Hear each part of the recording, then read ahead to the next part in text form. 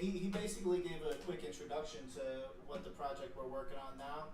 I'm going to go ahead and actually pull up the code so you could see. I'll show you what I did last. And then I don't know if anyone else made any contributions. Anton's not here, and neither is. There was one other person who made a pull request and pushed something to this project. But so this is the code so far. I added just a README. So let me actually pull open the Lucid chart just to give you like a rough idea of exactly what this is.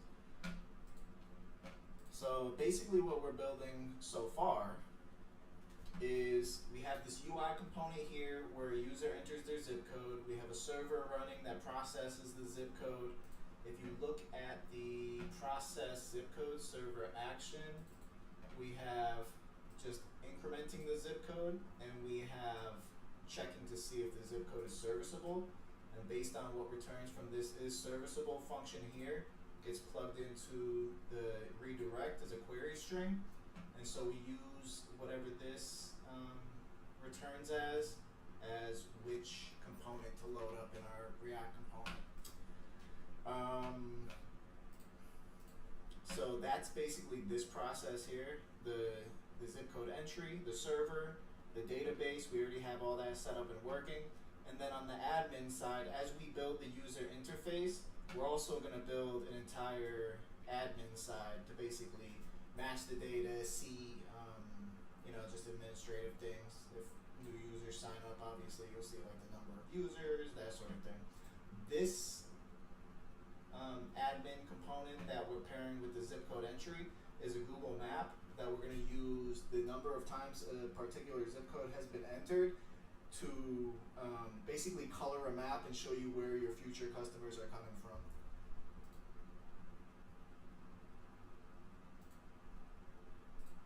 Oh, sorry, I didn't share my screen. There we go. Yeah, here's the Lucid chart here. So here's the zip code entry, server, database, and then our map. I went ahead actually, and I believe this is all set up now. I didn't want to put my Google API key in the project because there's so many people working on it. So I discovered that you could actually create a secret in Google Cloud, and then you can access that API from here. So that's all set up. We could start working on the map today. There's a couple things that we can potentially work on today. I'm going to go ahead and share what we could potentially work on today. Then I'm going to go ahead and share another project, and everybody could decide what they want to work on tonight. And also I'll open it up for everybody else to share a project if you'd like.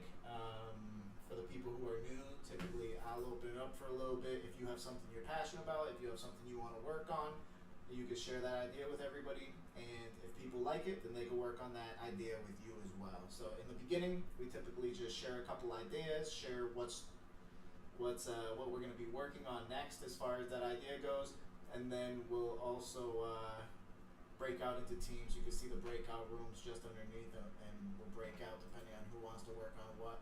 So I'll go ahead and share first what we're working on next. I'll share the other project, and then I'll open it up for everybody else, and we'll do some polls to see who wants to work on what.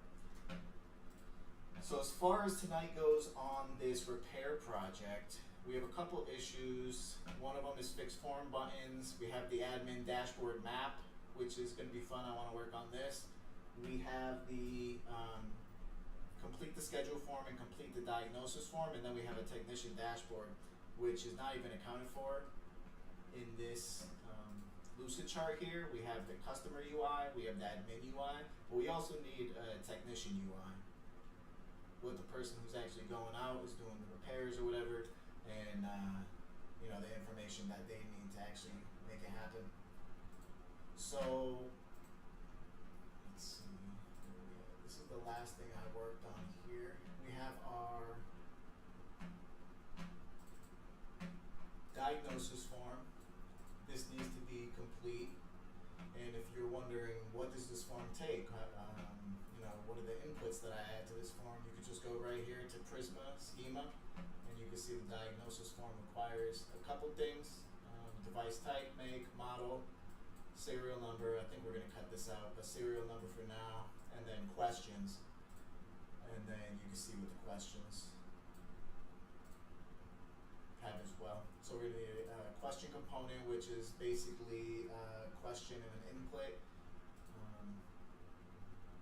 probably a select or radio button, and yeah.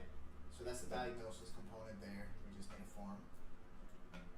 We also have the schedule component, which is gonna be like a date picker. I can pull up. We're using Next UI. So Next UI already has date pickers built into them.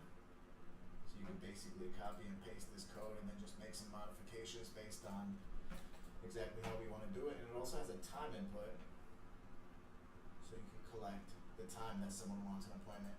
The most challenging part of this feature here, this schedule form, is going to be probably pulling in data from the Google Map calendar that's connected,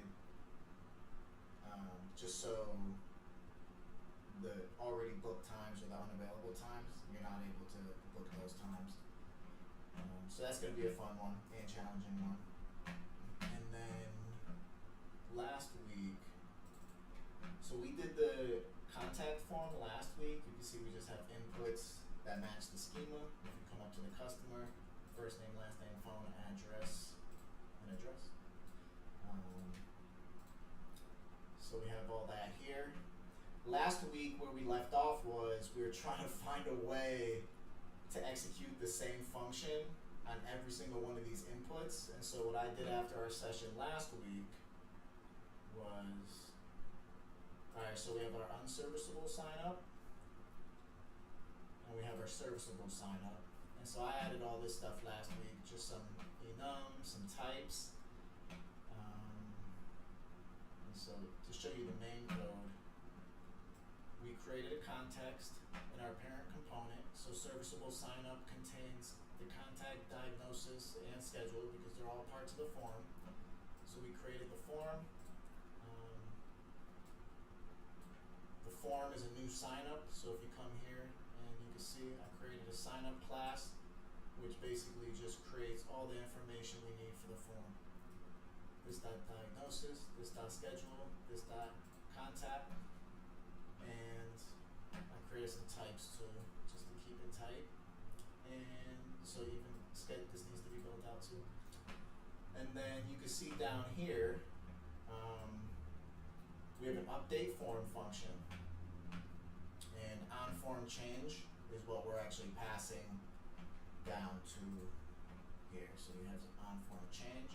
We're able to access this function because I imported it from our context, which is created here.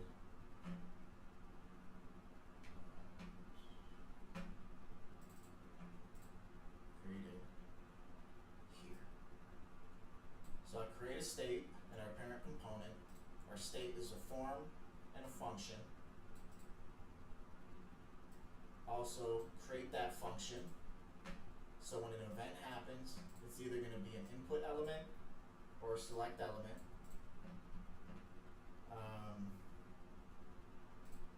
For an input element, there's a target. For a select element, there's not, I believe. And then I went ahead and popped in the appointment form state. We have diagnosis, schedule, and contact.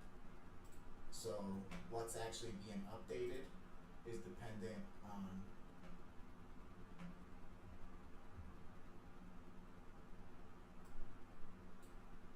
whether we're looking at diagnosis, schedule, and contact, or contact. You can see passing a string. We should probably even have one source of truth for that, the name and the value, and this is going to execute this update form with the correct piece of the form passed in. And then what part of the UI is rendering is also based on the appointment form state. So if it's 0, it's going to be diagnosis. If it's 1, it's going to be schedule. If it's 2, it's going to be contact. And you can see we're returning the component based on what's the state of the form. You can see we have these buttons here and one of them is handle forward, the other one is handle back. So one thing is we don't want this back button to appear when the form is in the 0 state. So when the form is in the diagnosis, since that's step 1 of the form, we don't want to see the back button. And also when we're on the contact side of the form, we don't want this button to handle forward. We actually want it to execute on the server, pass all of our data to our server, and then do what we need to do with that data. Basically schedule the appointment, store the customer in the database, store everything in the database essentially. So that's that. I'd say the biggest pieces are the diagnosis form needs to be built out, the schedule form needs to be built out,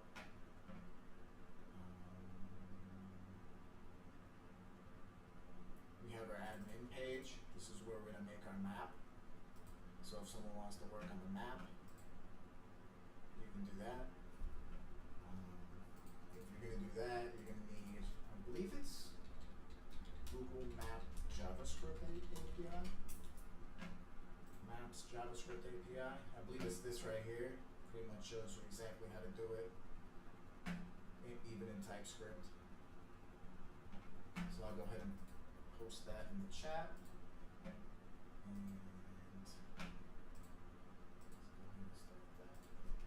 So that's that. This is just a fun project we're building.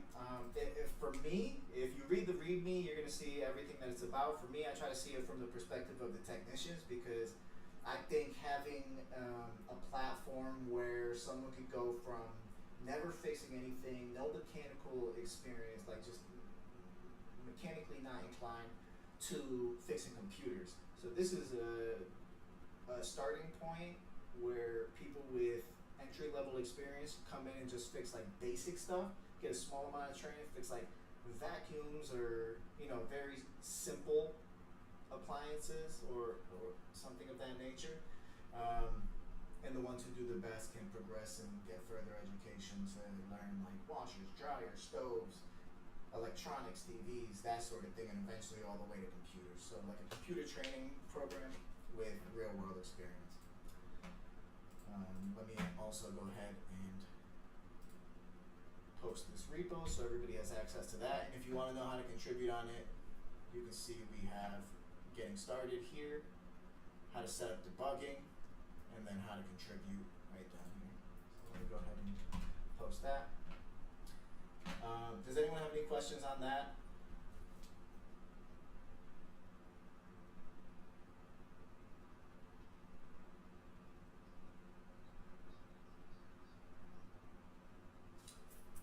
We are using, let's see, Next.js. We're using SQLite database for now, yes.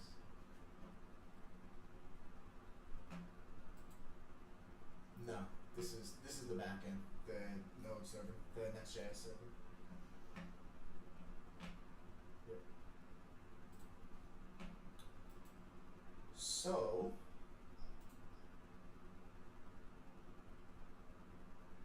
yeah, basically, unless you have a project you want to share too.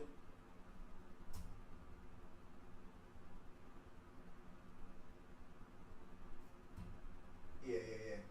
No doubt. Cool. Well, think of something you want to work on too, and just come and share it one night. And I'm definitely look. At the end of the day, if you share your idea and people are interested in working on it, then I'll do everything in my power to channel people your way and help build your project as well. So.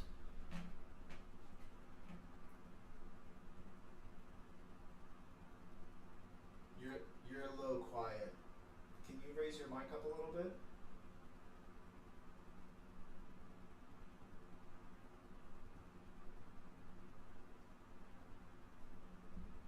Not really. Is that just me? Go ahead, say it again.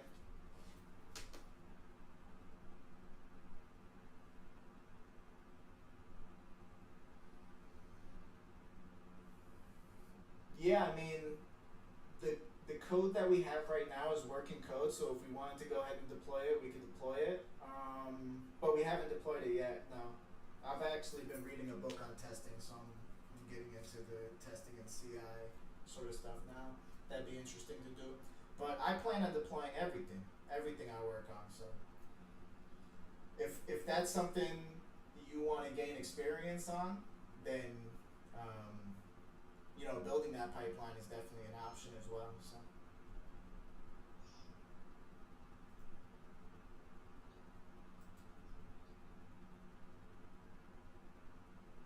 Okay, cool. Then there's actually one other project I wanted to share. This is a brand new idea. I shared it once last week, and people were into it, but I ended up writing some code for it and writing a little README and some documentation for it. So I'm going to go ahead and share it again because what I'm actually trying to communicate is actually going to be easier now.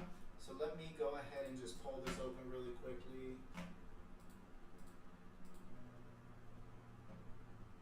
Here we go. So this is a booking system, which I think would be really, really cool. Let me go ahead and just open up Lucidchart. Start a new one. Just so everybody understands what I'm talking about.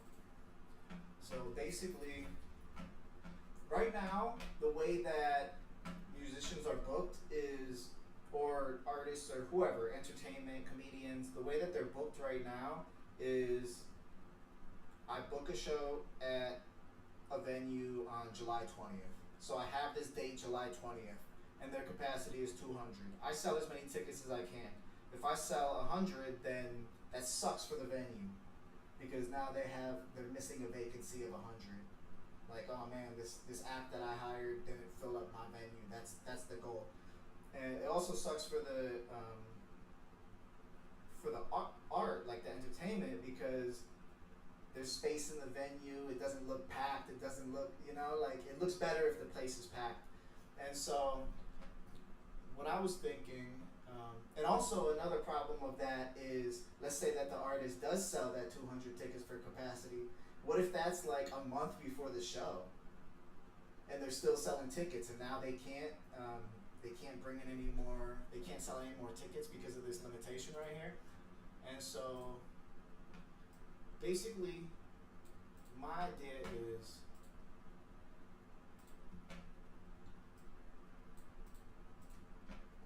let's just say we have a bunch of venues, right? A bunch of venues, and we also have a ton of entertainment. Let's try and book.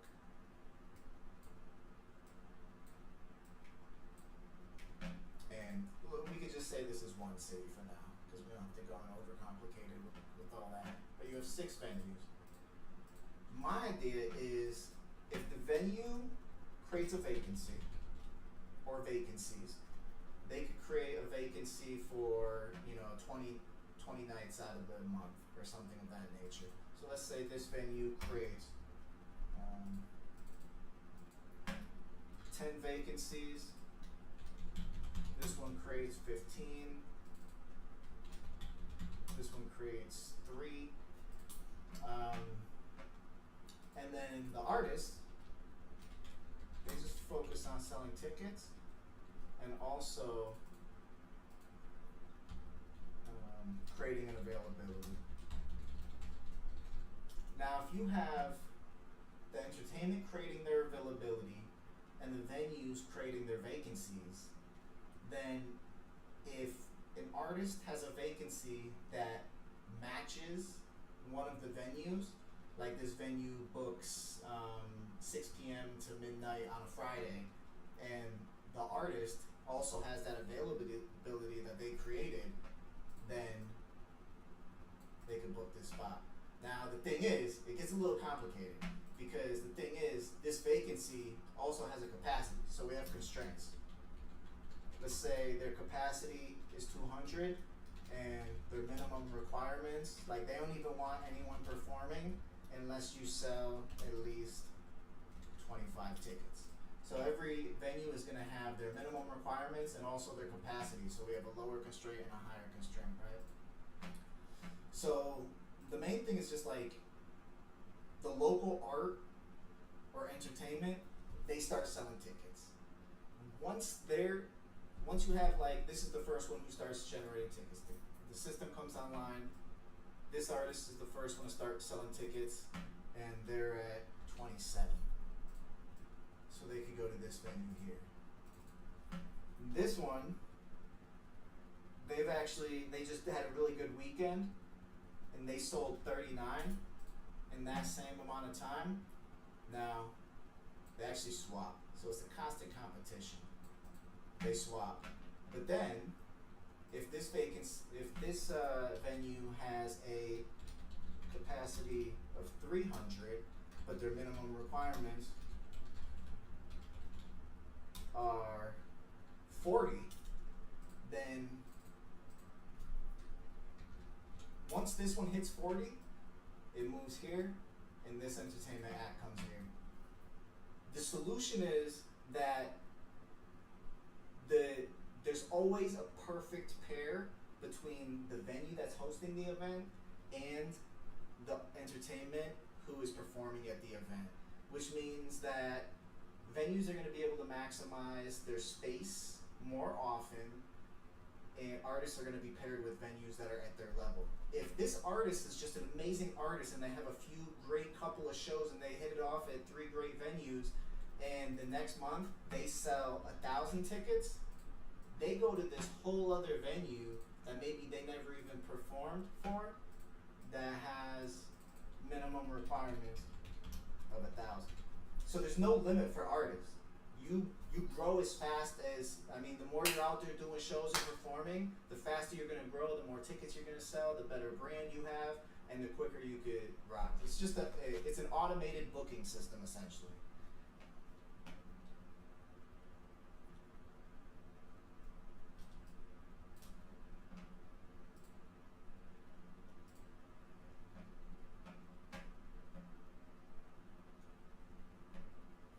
Because let's just say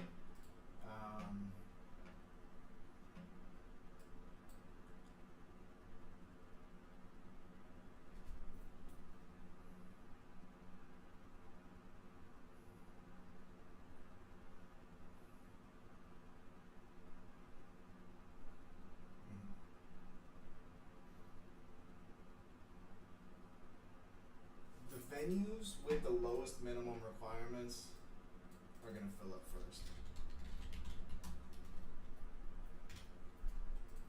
Alright, so we have one venue. They have 3 vacancies, and each vacancy is minimum 40, right? Okay.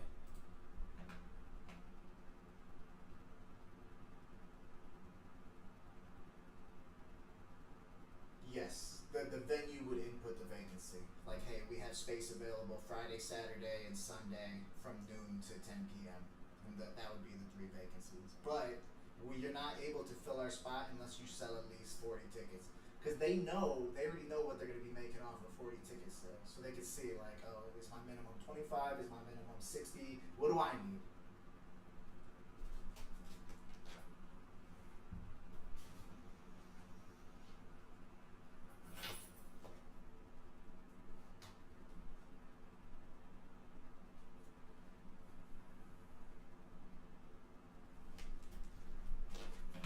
So let's say we only have 4 places doing vacancies. A big one, a medium one, and 2 small ones, right? 25, 25. So as the artists sell tickets, this one is the fastest growing artist. They booked here. This one sold 27. This one sold, they just made it, 25. This one sold minimum 100, so let's just say 111. All these other artists, they just didn't sell enough tickets. There's no vacancies for them. You need to sell more tickets.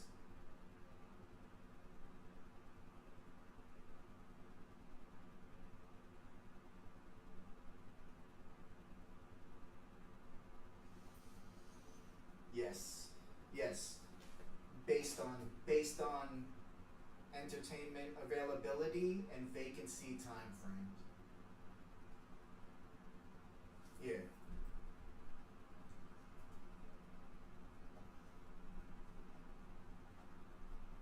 It's always gonna be local though.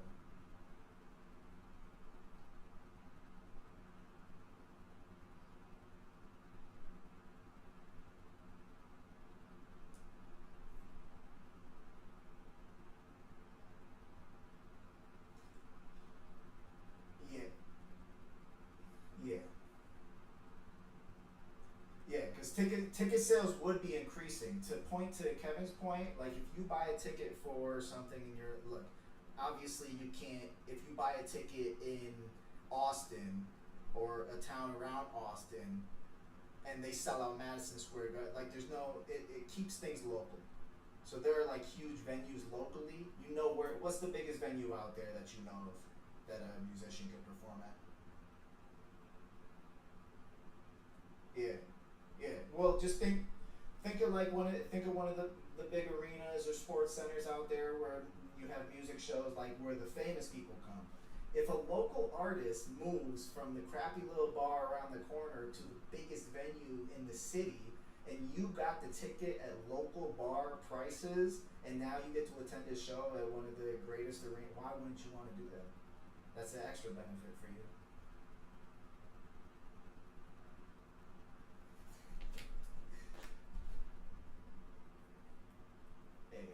Exactly, exactly.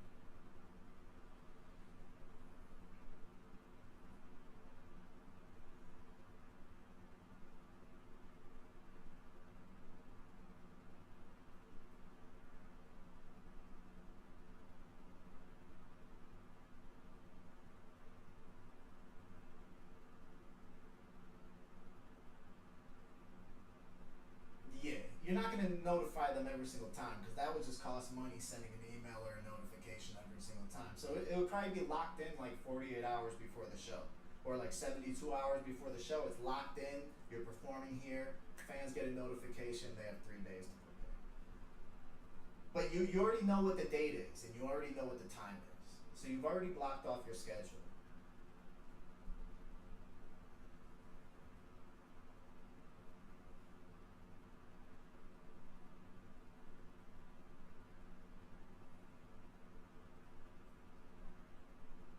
Hmm.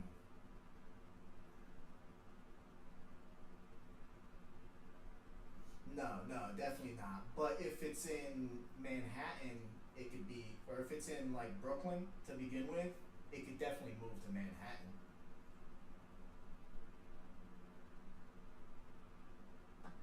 No, you're good. And also, like if it's in some local town outside of Austin, like 10 miles outside of Austin, it could move to Austin.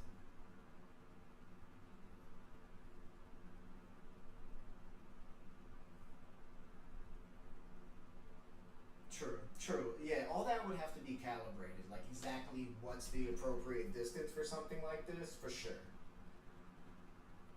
for sure.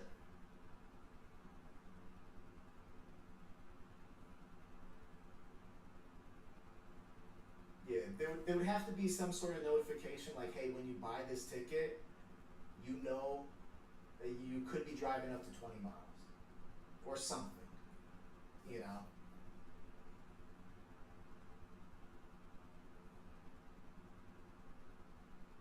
Yeah, yeah.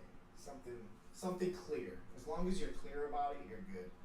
And obviously, you could recalibrate, maybe 50 miles is the best, maybe 20 miles, maybe 10 miles. We don't know because we haven't launched it. But so this is the second idea. I personally, I'm spending some time with Rust every night, and so I would love to build this on a Reddit in a Redis Docker container with Rust. Alongside that, I would love to have a Docker container with a database there, and I would love to have we need there was Aditya and I were talking about this a little bit earlier, like what data can we keep live and which data would actually be have to be persisted, and we thought that ticket sales would have to be persisted, vacancies would have to be persisted, and entertainment availability would have to be persisted. But as far as like performing the calculations of like who's booked where when, I think on a Redis server with Rust code would just be clean. And I'm thinking about different algorithms for the, I guess what would you call it, coordination. But there's a lot of options. So it'll be a challenging problem. I think the most fun part about this solution here would be coming up with that efficient algorithm to connect entertainment with vacancies based on availability, based on ticket sales, based on open vacancies, and there's so many time slots. There's a lot going on. So just something fun. What does everyone think?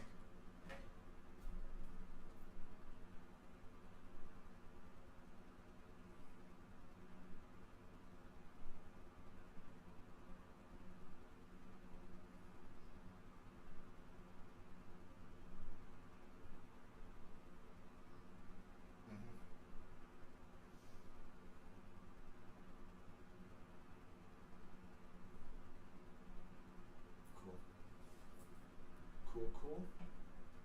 Of course.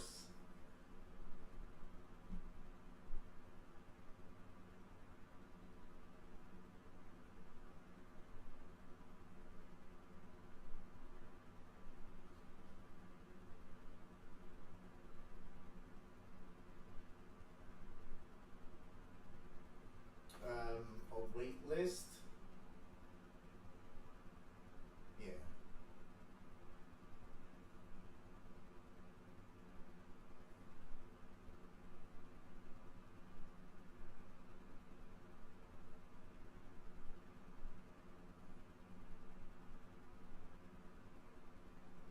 Mm. Mm-hmm.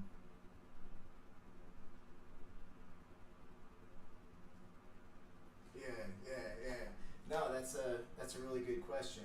I guess let's just say day one this thing is launched, then comes marketing, right? Like you'd have to talk to the venues. The venues would actually have to be down to do this. In the beginning, it wouldn't be like a million venues, unless you had like some really good connections and huge $1 million investments. That's potential, but it would start off with just convincing a few different venues that this is a good idea and that they'll make more money doing it this way. They'll have less wasted space. They're more likely to have their venue packed up on the nights that they are available to book it up with people. So I think you'd have to convince a few people. And then once you have those numbers of like, hey, we're booking up this place and we're selling out like we've never sold out before, then it's going to be way easier to actually go to other venues. Like, hey, look, before they implemented this idea, they were making $72,000 a month. Now they're making 170.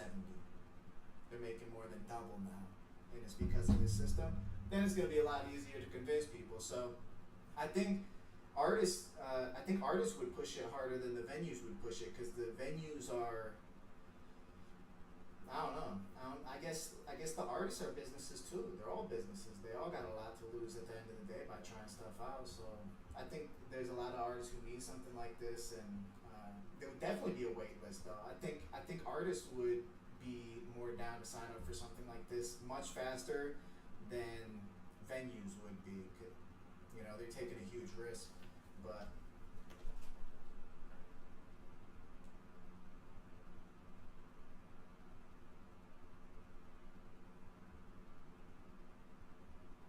yeah, that even complicates the algorithm further. But that's not. But yeah, you're right. You're right. Like, because there's gonna be like entertainment or artists who don't show up certain nights. Like the reliability has to be built into the metrics, you know. But yeah, that's step 10. Nah.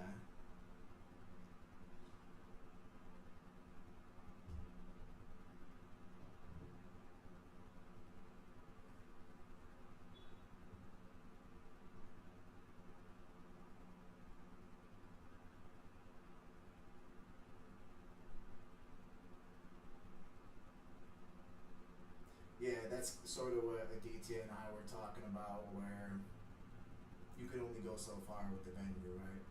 Before people who bought tickets are starting to be like, I'm not driving 72 miles to no, you know. So yeah, I guess that's something you would have to test out. You could deploy that app in 3 different locations. One of them is 5 miles, one of them is 10 miles, one is 20, one is 50, and just like try it out and just see what happens.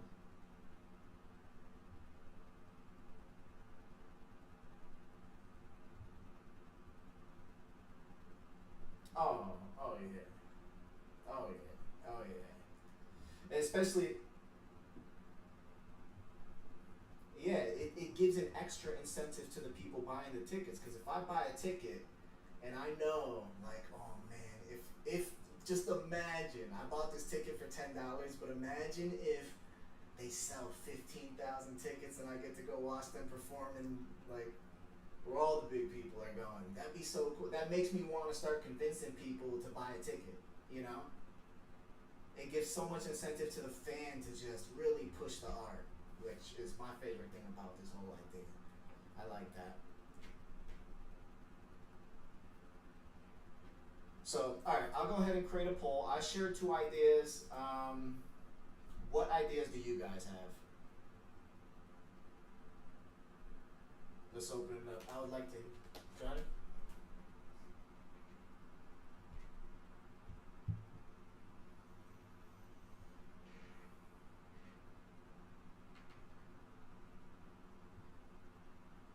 Yes. You need a user interface, a venue interface, and then something for an admin, at least. Yeah.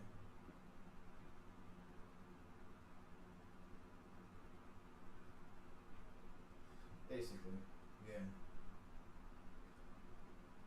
I mean, you would also have the fans, right? The ticket buyers.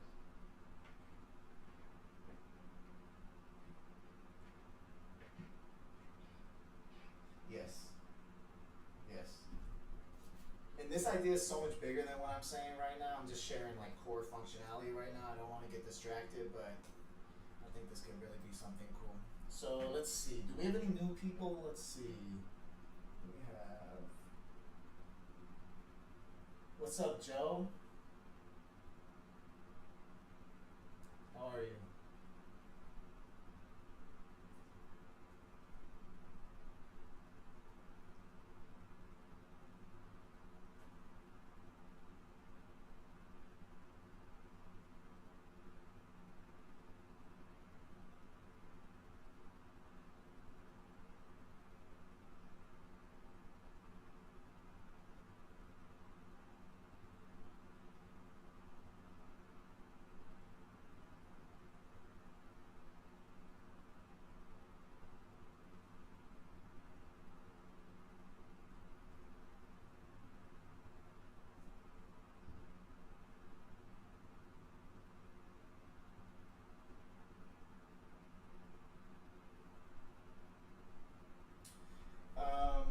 Yeah, I was thinking about that a little bit because let's just say an artist sells like 4 tickets, right? Like 4 people buy tickets, but the minimum requirement, the venue with the minimum requirements is 10. So they never sold enough tickets to actually even book it with the minimum requirement. So in that case, um, they'd have to get their money back, right?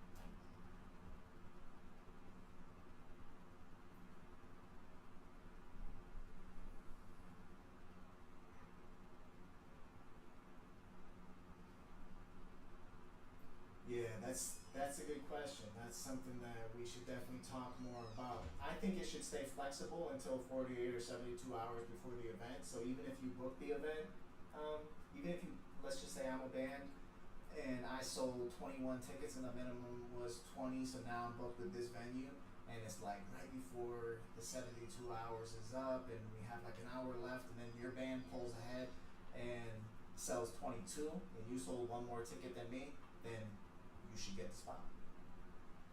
Right? That's how I think about it. Like, what? Because 72 hours or that 48 hours, that's when it's locked in. So up until that 72 hours, you have an opportunity to book that. And then there's going to be obviously a lot of artists who just unbooked, unbooked for this. I mean, what do you do with those tickets? That's a whole other question. Because you don't want to refund those, so there's got to be something you could do, you know? But maybe you'll just have to refund it. Yeah, these are all really good questions. These are things we have to discuss. So, where are you checking in from?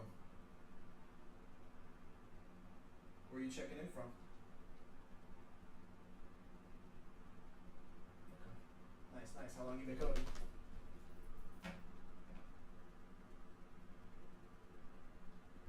Cool.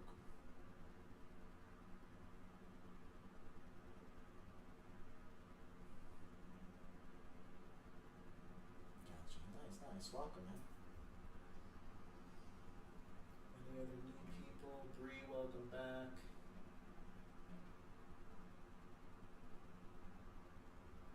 Rithvik, you said what's up. Reginald, what's up?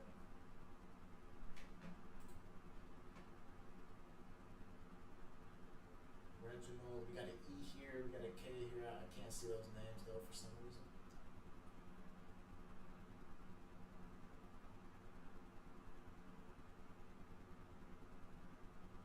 You're unmuted, but I can't hear you.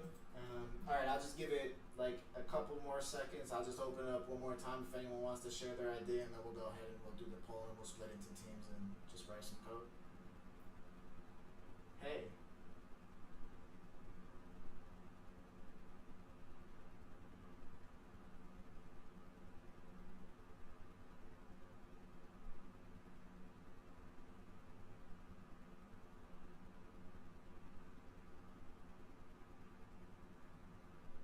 Mm-hmm.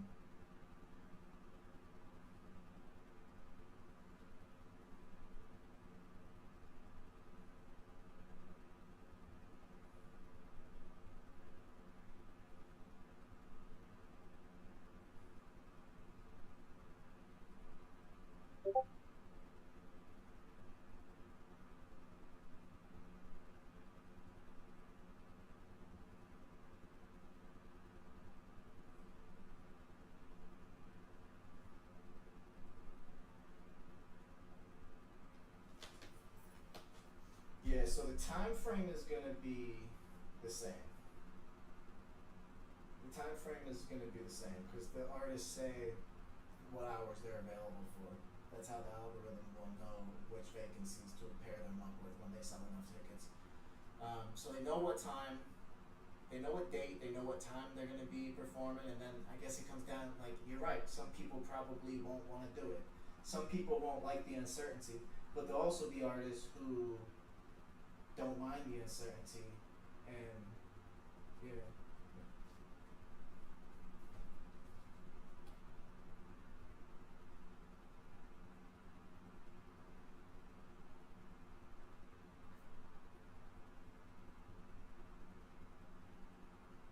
Yeah.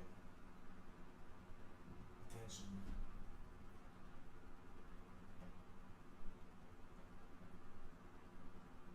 Cool, thank you. Alright, so I'll go ahead and create a poll then. If anyone, if any projects come to mind, definitely just unmute and shout it out. Even if we're halfway through the event and something comes to you, just shout it out.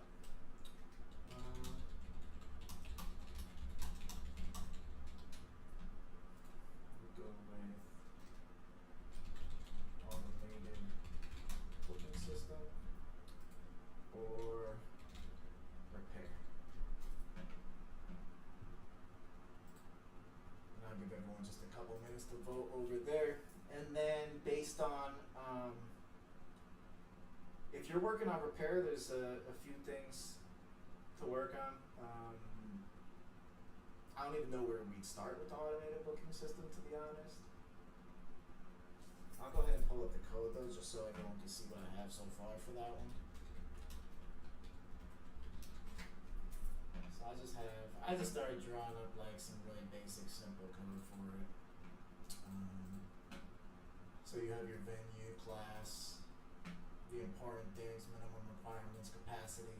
I thought if score would matter, but I didn't know if that would be useful. Score is just the capacity minus the minimum requirements, but I was like, maybe this could be useful somehow, maybe not. A couple methods. Then you have your vacancy, you have your entertainment, and then I just created like a system class. So I was like playing around and running some simulations just to see how things would work. So that's all on GitHub, but yeah, I don't even know where we really start with it.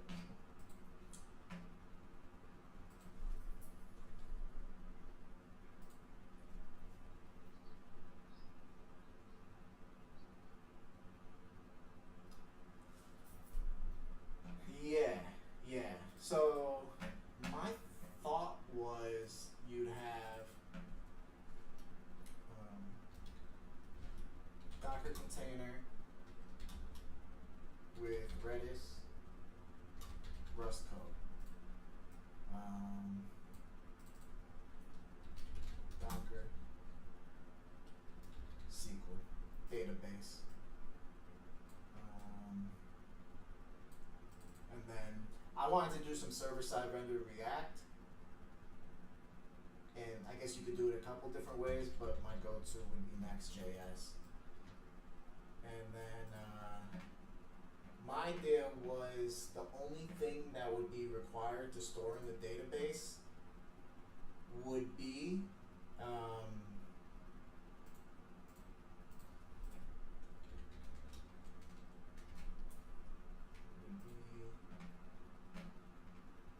the vacancies, the availability vacancy for the venue,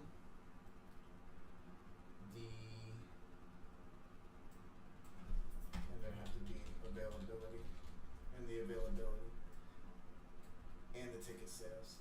If you have those three pieces of data stored and solid, then you'd be able to just run a Redis server that ran the calculations on the current numbers, right, in real time. So things were changing in real time. And this real time thing, it was really just for a challenge and a learning experience and trying to learn Rust and Redis a little bit better. So I figured there could be like a real time changes happening here, and then all the users either creating vacancies, creating artist accounts, creating venue accounts, artists creating their availability, venues creating their vacancies, and then there being vacancies. So the whole UI to create that stuff and store all that would be in the database. And then we have one system here that has a function of its own, which is solely focused on coordination of the current data that exists.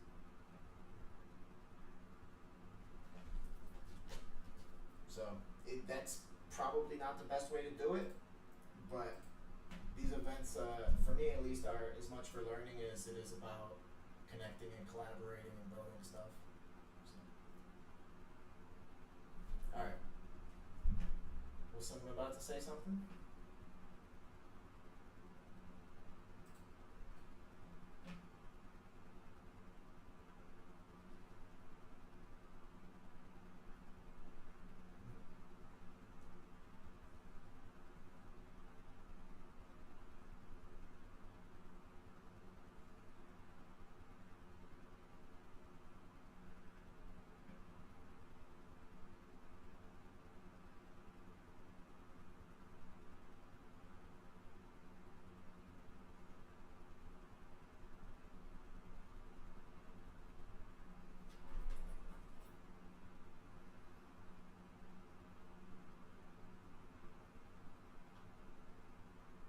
Exactly. Yeah, because artists and venues both have an access to that real-time data changing. I think it just feels and sounds cool. Or at least for the artists, where they see ticket sales changing, at least the ones who are selling more, it's just make it fun, make it something to check frequently,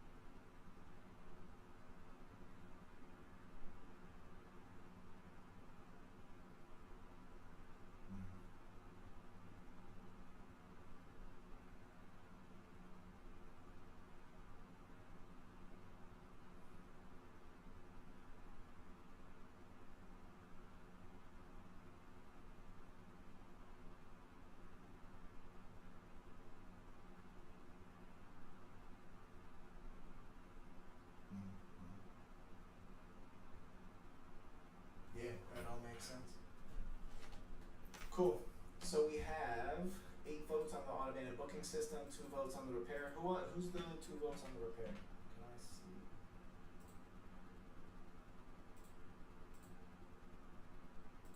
Ah, here we go. Alright, so Bree and Rithbeek. And then, alright, so most people want to work on the automated booking system. So, I don't even think I have any issues for that yet. Actually, I did. So one is write an algorithm that pairs entertainment with venues in real time. Did I write any comments? No. I guess I plan to add some comments.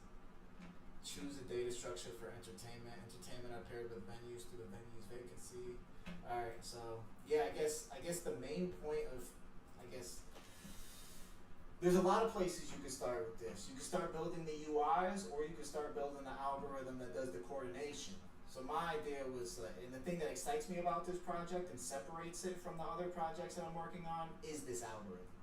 So that's what excites me about it. But some people might want to work on the UI, and I don't see that being a problem. And then we had a couple people who wanted to work on repair. There are some things I want to get done with that there, so I could work with Bree and Rithbeek on repair. If this team's big, what would you guys be working on? Because I personally would work on the algorithm and figuring out how to coordinate and schedule, which could be tedious planning and less code. If we worked on the UI, we'd be doing some code. But if you guys break out into a room, there's 8 people here. What are you guys gonna work on?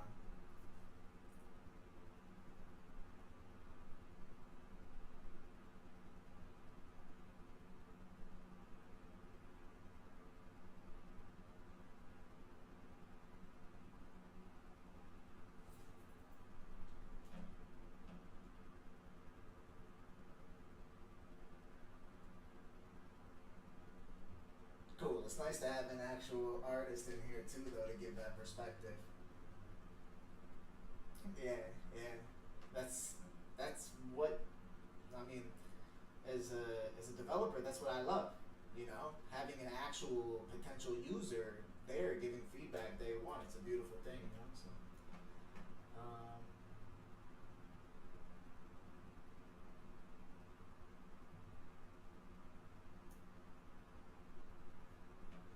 that's what's up.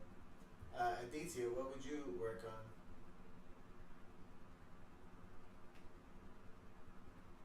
So Aditya, Surya, you guys want to work on the algorithm? K-Mock, what about you? Algorithm, UI?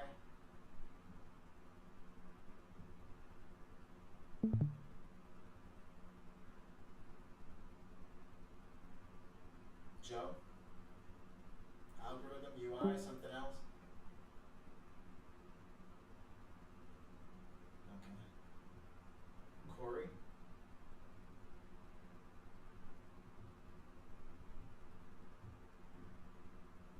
Kev?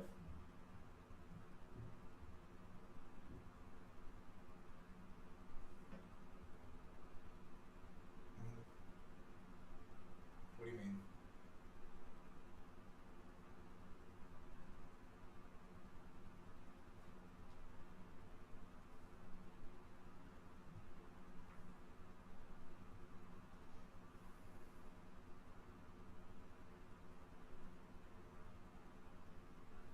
Mm-hmm.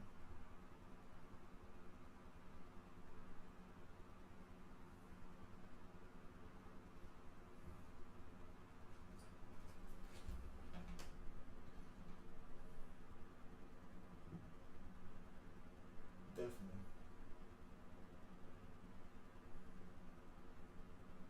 Mm-hmm.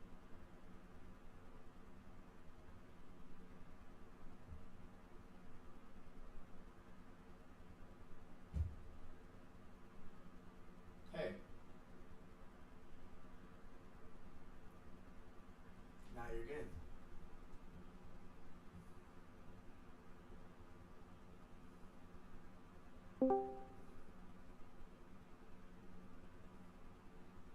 Okay. Alright, so let's do this then. Since Aditya and Surya want to work on the algorithm, and then we only have a couple people over there in repair. Let's just say Joe, Ritvik, Bree, and Reginald. We could work on the UI for this, while Aditya and Surya and whoever else wants to work on the algorithm can work on the algorithm. And then at the end of the session, we'll go ahead and share any progress we made for the night. I guess I'm working. I haven't even thought about what we would use for the UI for this. Joe, you said you use React Native. Would going mobile? That's for mobile apps, right?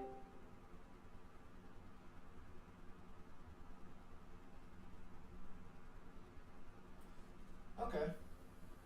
All right.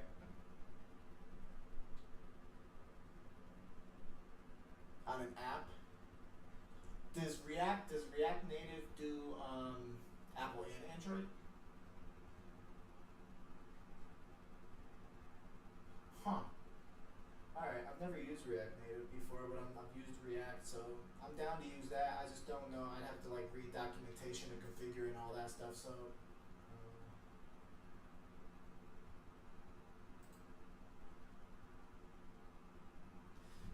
I like played around with it a little bit, and I believe it's just all the elements are like custom, right? It's almost like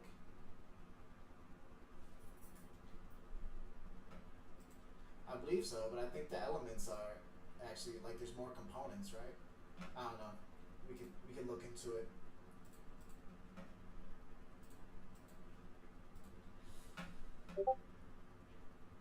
Nah, I guess if it's React Native, you would be building mobile only, right?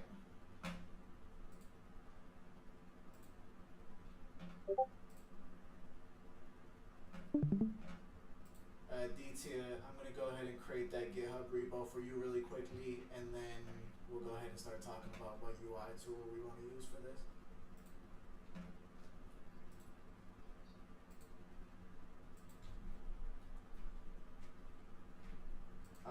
I guess since there were so few people on the repair, we'll go ahead and we'll just work on the booking system tonight. We'll have one team working on the algorithm and then another team working on the UI.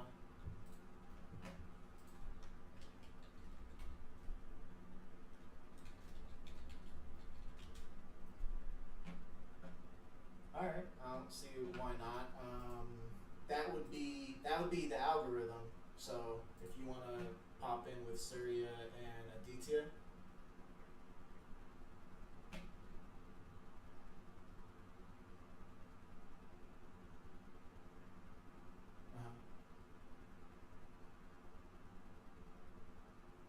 Okay. Okay.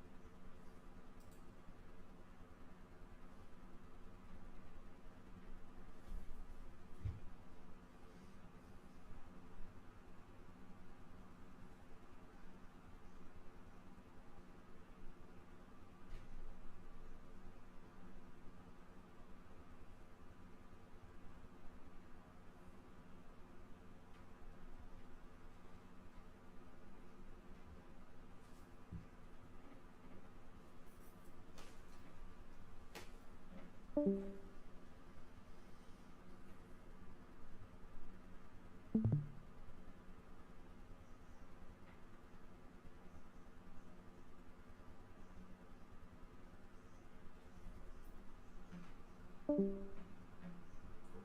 All right. See you all in a little. All right. And then I guess we'll be working on that. Kind of actually want to work on the algorithm, but I'll go ahead and work on the UI. Let's see. So what tool are you thinking? I guess let's look at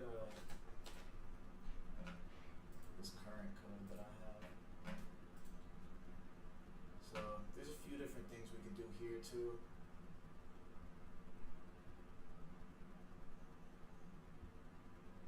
We need a UI for the venue, and a UI for the entertainment, and then also a UI for the fan or the user, right? So there's a couple different UIs. Let me pull up React Native. Feel free to just chat among yourselves. I'm gonna look over React Native a little bit.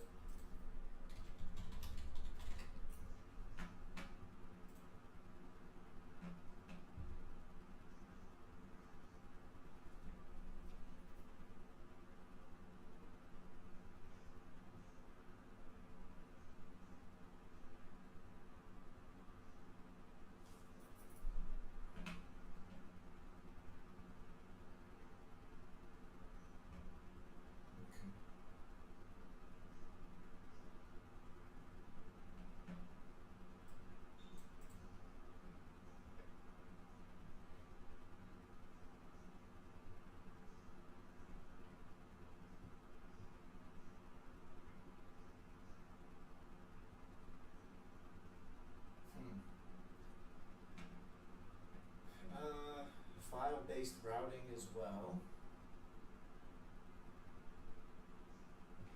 Yeah, I've used Bootstrap before. I typically use NextUI or Tailwind, at least with Next projects.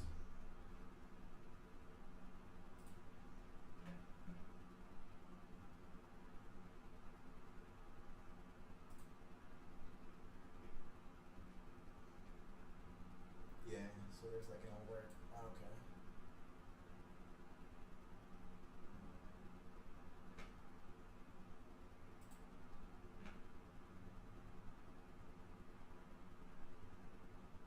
Alright, well, I guess this would be a whole different learning experience here for me.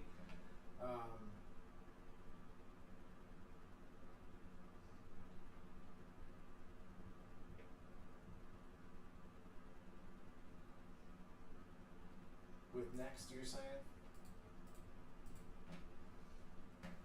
Let me go ahead and, alright, so I created this for them.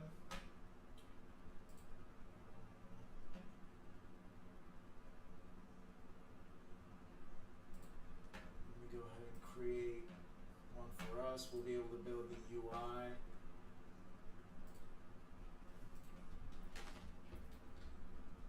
I don't know why I call it this, it's just a random name. UI, yes, public.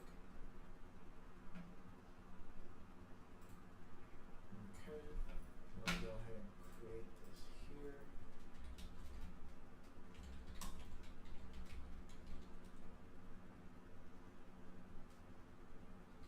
Actually, I think I could just do create a next app with that name, right?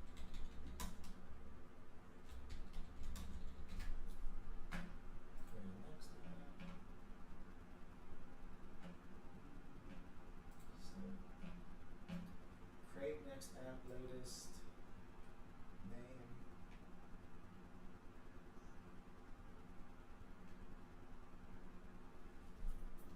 Latest.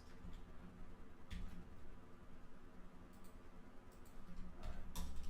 Next name. Alright. TypeScript, yes. ESLint, yes. Tailwind, yes. Source, yes. Yes. Not now. Alright, cool. Alright, we'll have to do like some basic stuff just to get set up, but does anyone want to like stay together and work on the same paths? Like, do you all want to work on the landing page or the dashboard for the artist, for the venue, for the entertainer, or for the fan? Or do you guys want to break out into smaller groups and have like 2 people working on different UIs? It's up to you guys.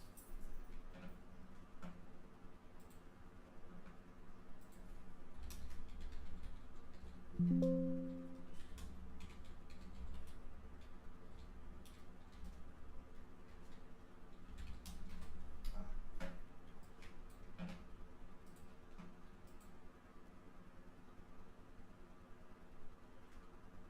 right, cool. And then do you guys want to, which one do you guys want to start with then?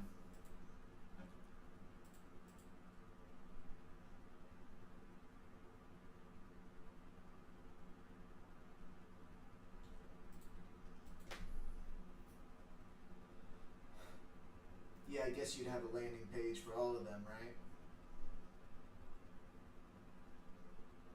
Because the landing page, the marketing page for an artist would be different than what you want to show a venue. But we could have one core landing page with multiple sections and then break it out later. That works too.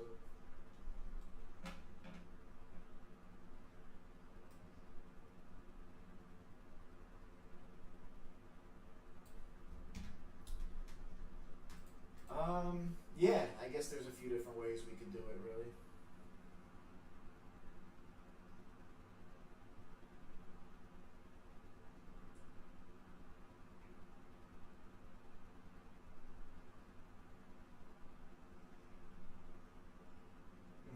Just so we could focus and all work together.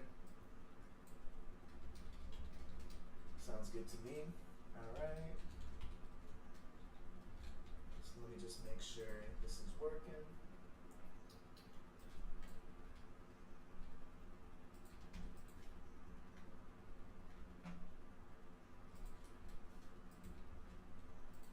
Alright. Let me also go ahead and connect this to GitHub.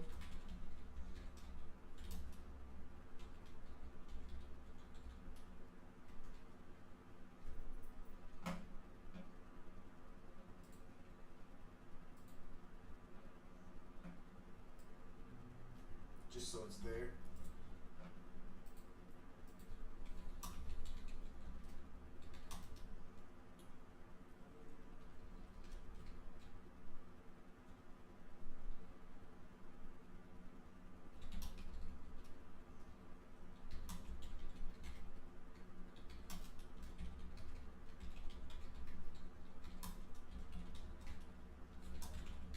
Let's get this first commit going.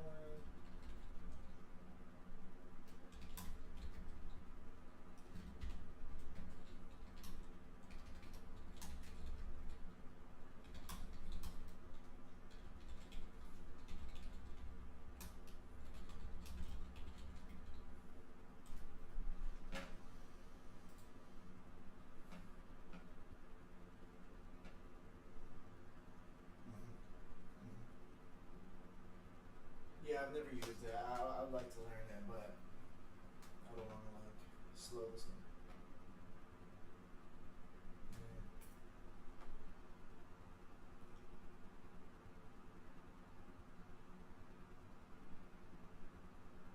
Yeah, it should be able to handle that. There's got to be a way.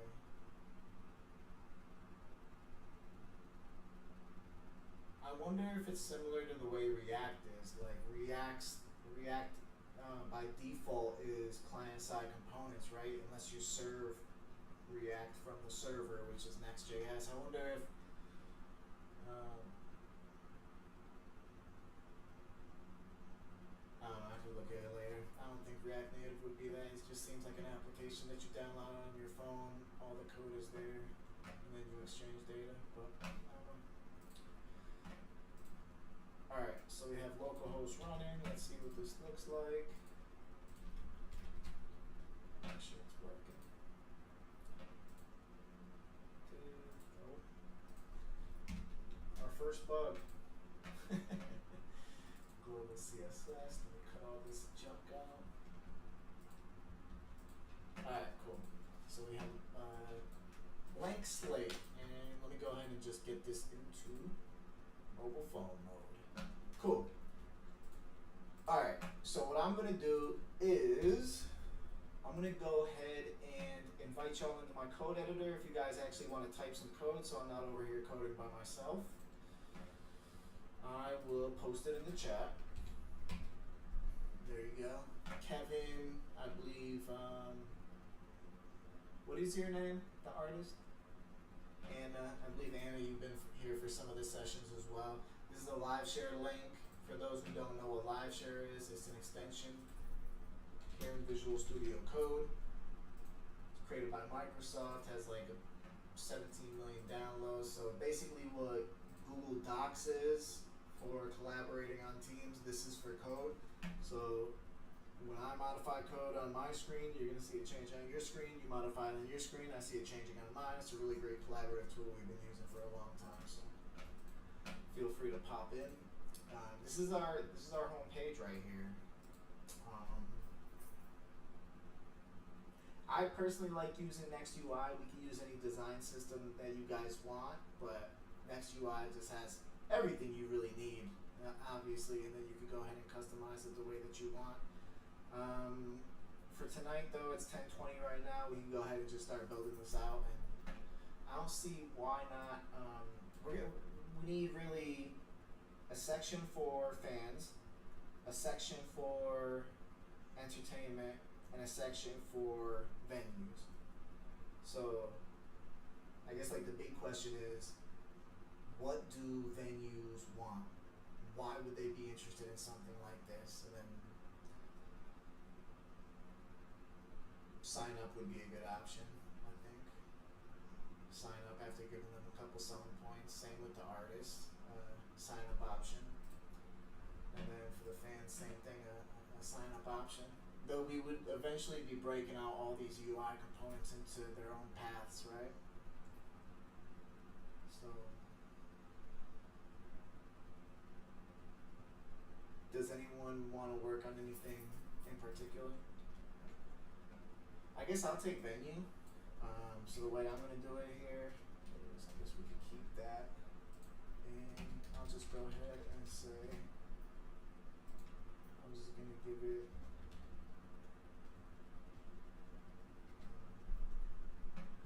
actually, yeah, just give it an ID for now. Venue. And then, I guess what would,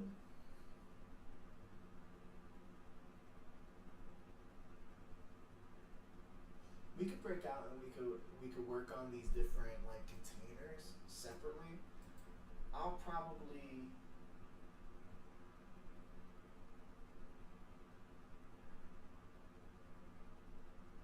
I'm trying to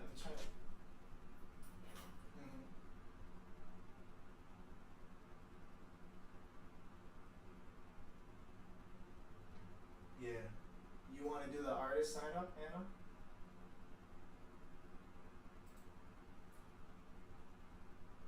Okay, no worries, no worries. You can literally just copy below if you want. Just do like a div. And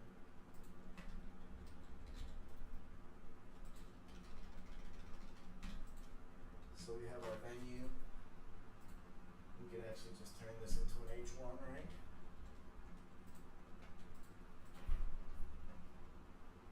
And I won't even add classes until we start styling, if we start styling, which we want to, right? Yeah, so I'd say let's just go ahead and just, if you want to go ahead and look at like other websites, get design inspiration. It'd be easier if we just created a Figma.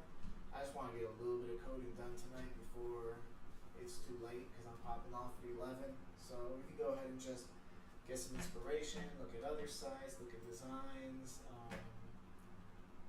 and then we can go ahead and just prune what we don't like, add things that we want to add, that sort of thing. Just kind of create in the moment.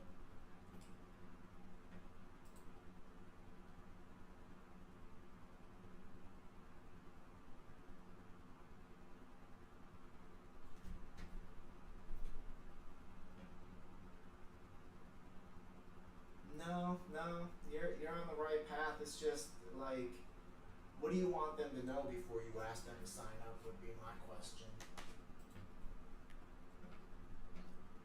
I guess my thing would be like, just selling points. I could break these out into, so like, always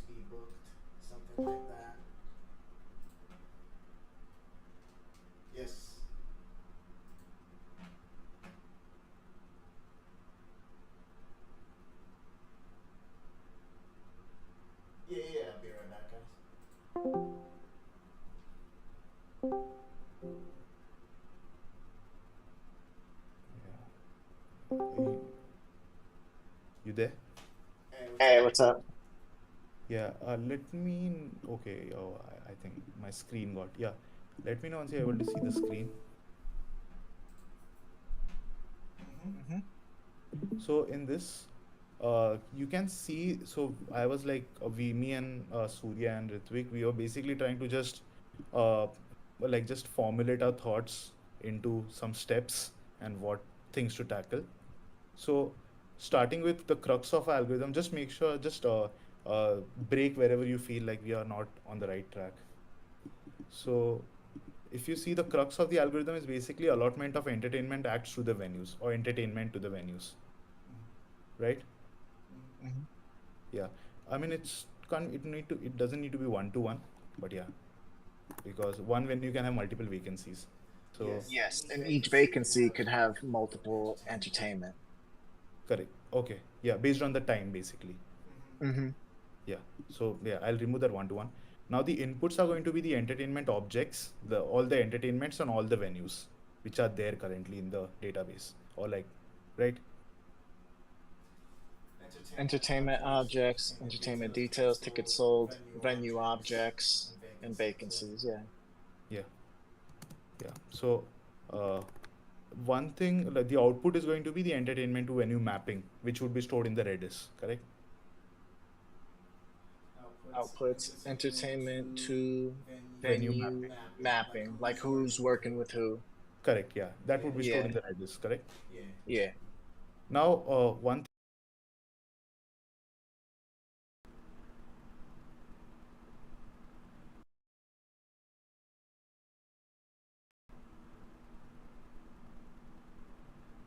So yeah, that's the challenging part, right? Because there's a lot. So like,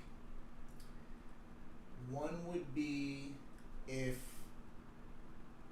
entertainment that exceeds the current venue's capacity. So the top bound.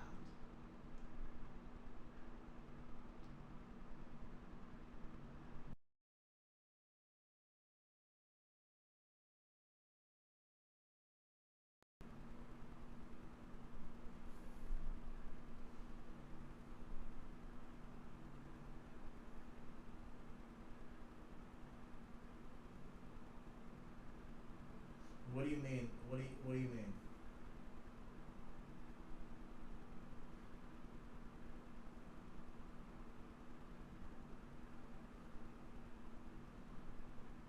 Yeah, like 8 to midnight Friday night, 8 to midnight Saturday night.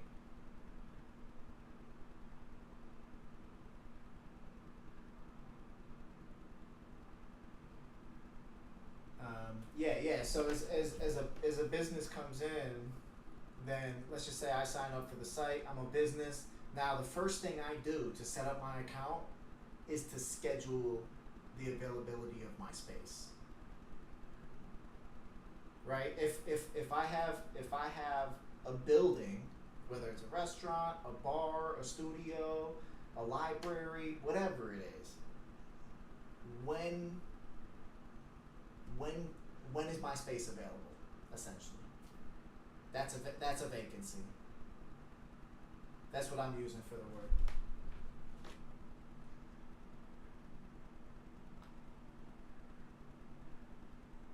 That would be two separate vacancies, right?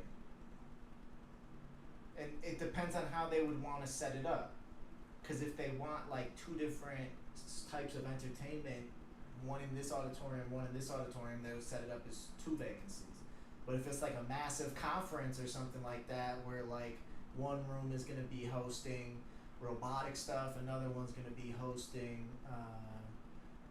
like embedded programming stuff, you'd still sell all the tickets together as one conference. So it depends on the business. They could choose what they want to do with their space, right?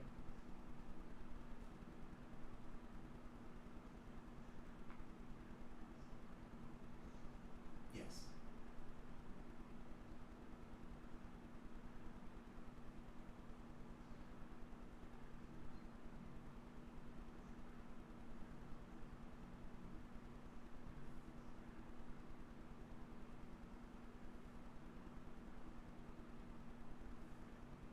Mm.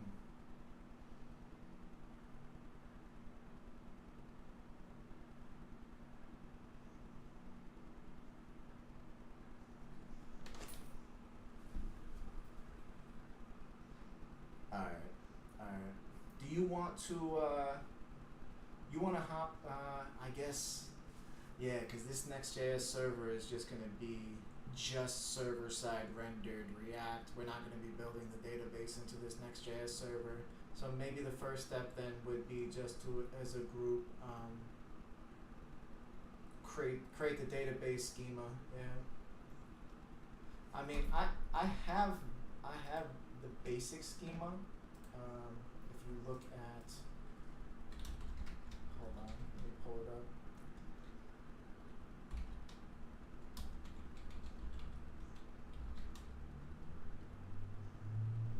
Exactly.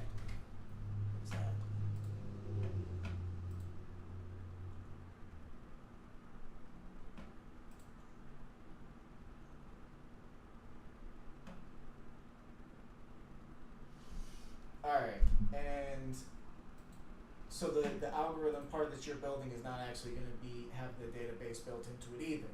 So really, we need to, right? Because it's going to be the Redis server with Rust code. I'd actually probably want to work with you guys on the Rust and this algorithm, and even work on the UI, to be honest. But all right, I think then the first thing that we should do is then build the database schema, everything we would need, right?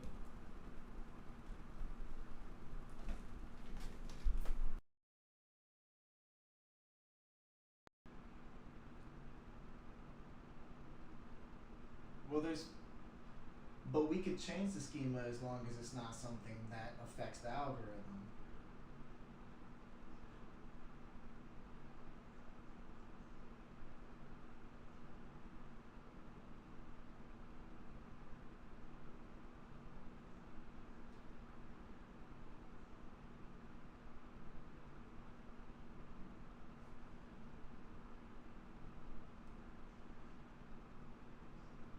Yeah, yeah. So I guess the question is like, what are the things that are affecting the algorithm? So like one of them is obviously ticket sales. That needs to be a part of the scheme. Ticket sales 100%. Two, the availability for entertainment. Because let's just say, look at it from the perspective of the entertainment, right? If I'm an entertainer and I'm like, all right, I'm available Friday from noon to 5 and Saturday from 10 p.m. to 2 a.m. So like two availabilities for the entertainment. Now, if I'm available Friday from noon to 5, I'm only going to be able to be booked with people with venues who have vacancies during that noon to 5. Do they have to have the vacancy all the way from noon to 5? No. But their vacancy has to be within this availability. So if my availability as an entertainer is 12 to 5 and the vacancy is 4 to 6, it's not going to pair me. The algorithm's not going to pair me because the vacancy goes outside the bounds of my availability. They need someone until 6. I'm only available until 5. The algorithm shouldn't even schedule them. So like ticket sales, availability of venues, availability of entertainment.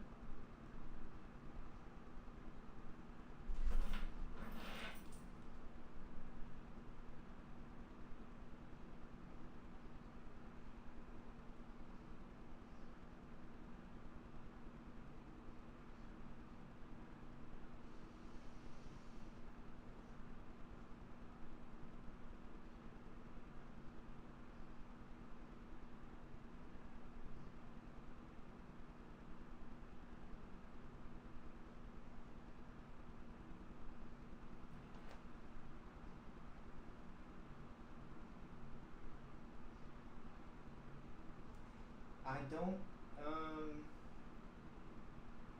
I think. When a venue. Go ahead. Say what you want to say.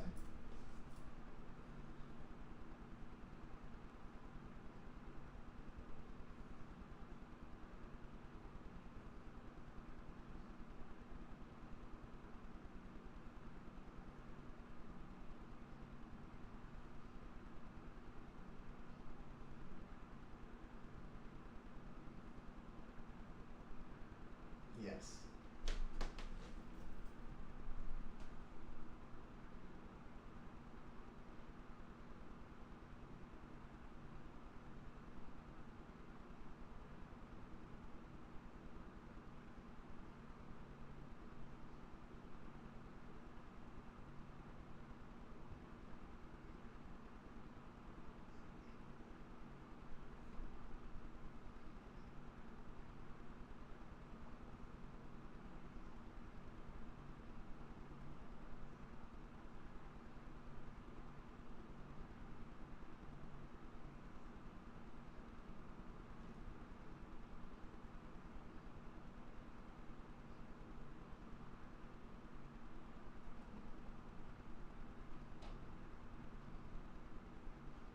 it is. No, it is strictly vacancies, I believe. Right?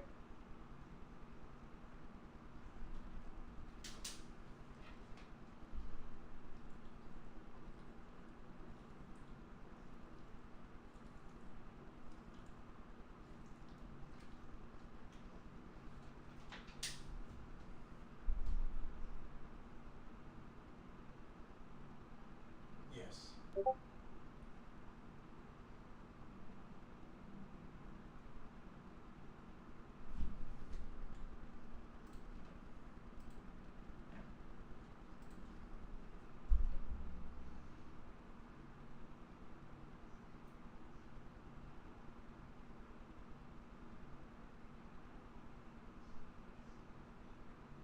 I think let's just say because if I'm a entertainment and I have 37 tickets sold, and then I sell up, and then I sell 40, and there's a venue that's available that has a minimum of 40, I want to move to that vacancy. But also, I want to know what other vacancies are available, right? Because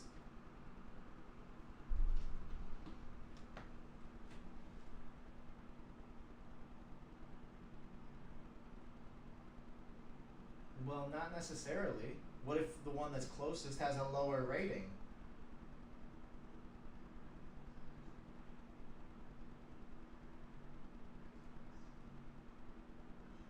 Exactly, exactly. If there's two that there's a lot, yeah, this is a challenging problem because if one is closer, go ahead.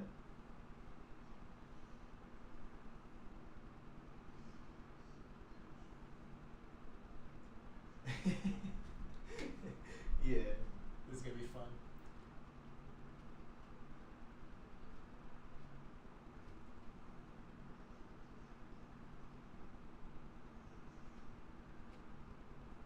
All right, do you want to? How do you want to map out the schema? Because I mean, do you guys want to map? Because we're gonna modify the schema in ways that we can't even imagine right now, just based on building the application. We're gonna be like, oh, we need this, we need that. We should really think of the things that are mandatory for this algorithm. So like we have some really core important things that are prioritized, like ticket sales, availability of vacancies, availability of entertainment. Those are three major ones. But as things change, there are other conditions that affect who's paired with who, like distance, and then also rating of venue, right? Like, because if there's one venue that's a mile further, but it's a 5 star, and there's one that's a little closer and it's a 3 star, then we want to book them with the 5 star first, right? So there's actually more things we should be thinking about than just those three core properties, you know. I guess so. We have to think of some the use cases essentially, right? How would we structure? Yeah, I don't know how we would decide.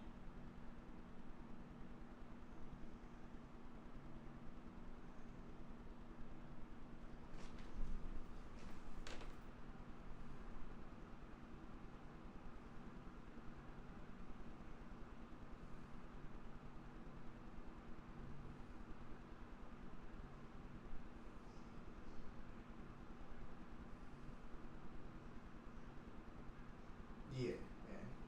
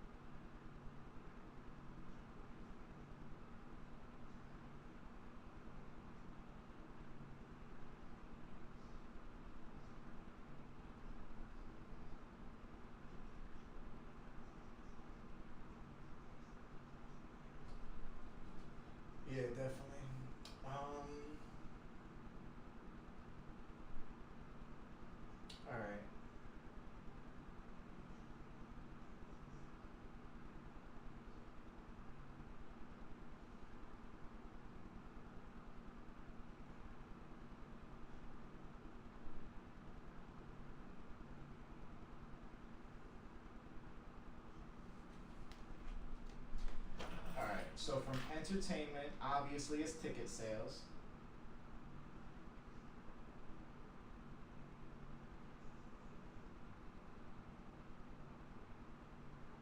No, ticket sales and also availability, right?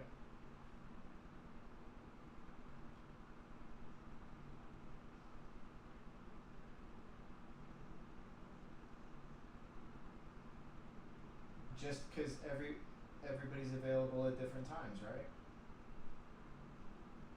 So like we're available every Friday night, for example. Yeah. And then also if they cancel an availability, which they can do that, you know. If they cancel an availability, then that means the vacancy just became open. So, but they that should look bad on them, and they should be known like, hey, if you cancel a vacancy, this actually negatively affects you, you know. But that's something that's gonna be there because they can cancel. We'd rather have a notification that they want to cancel than they just don't show up because that's bad for everybody.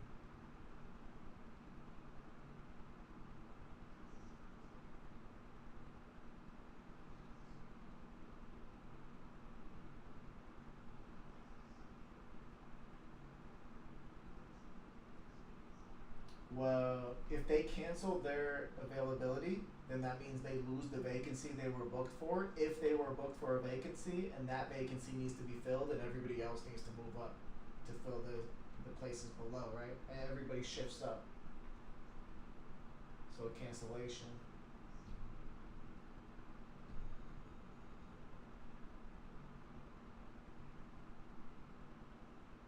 Yeah.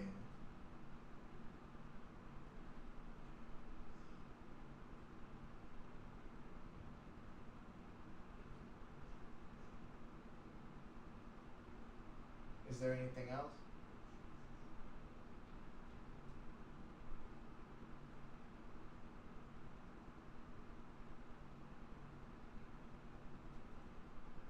If another entertainment outsells them,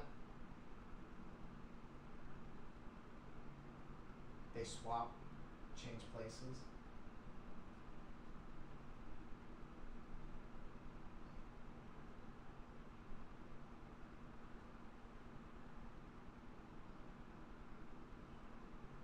Yeah, so if you're booked at a better with a better vacancy than me, and I have 27 tickets sold and you have 32 tickets sold, if I go up to 33, I should shift and you should take the lower vacancy. So we're a swap.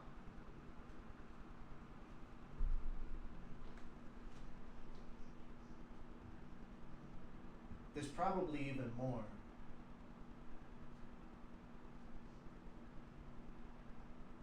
Yeah, we're gonna discover a lot through building it.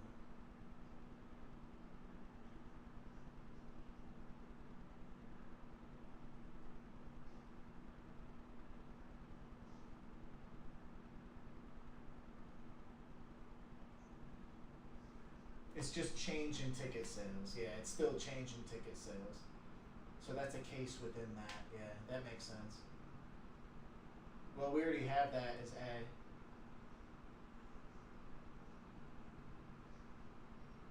Yeah.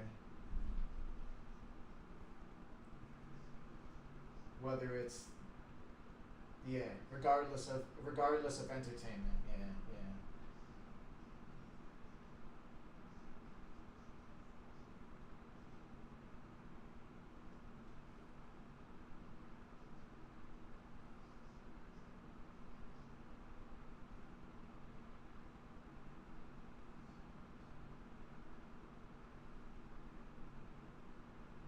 Yes. Yes.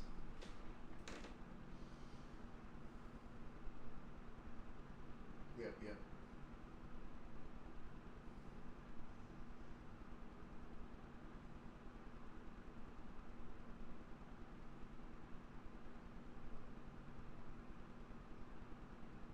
Yeah. Minimum I call them minimum requirements because some places aren't gonna have seats.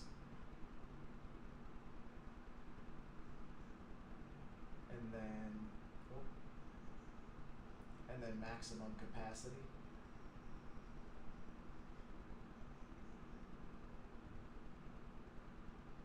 And then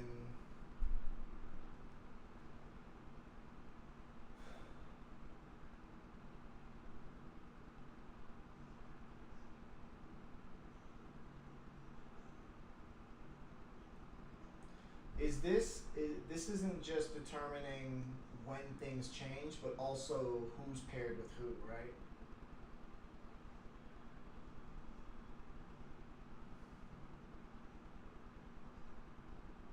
Alright, yeah, okay. So anything that's going to affect the mapping. So type of vacancy. This is important. Because type of vacancy needs to be paired with the type of entertainment. When I'm a venue creating vacancies for my place, if I only host music, I don't want art shows at my venue to fill this vacancy. So artists can sign up, but they can't sell tickets to a venue that doesn't support the art with their infrastructure.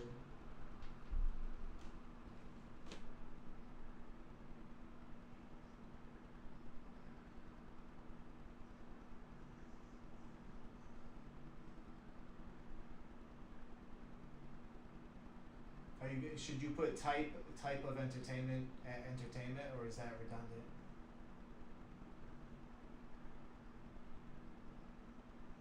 Oh, paired to, yeah. Gotcha.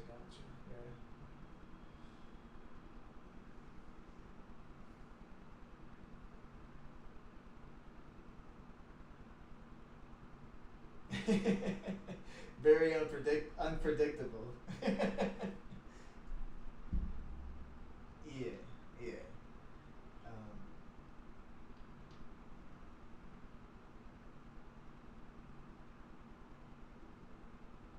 Yeah, because that's gonna pair. That reduces the stage space too.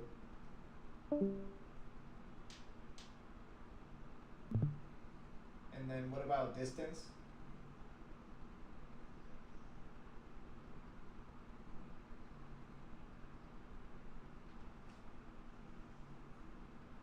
But the distance is gotcha. I thought okay, gotcha. Isn't the venue just gonna be a property of the vacancy? Like we're gonna be pairing entertainment with vacancy, and the venue is just a property of vacancy, right?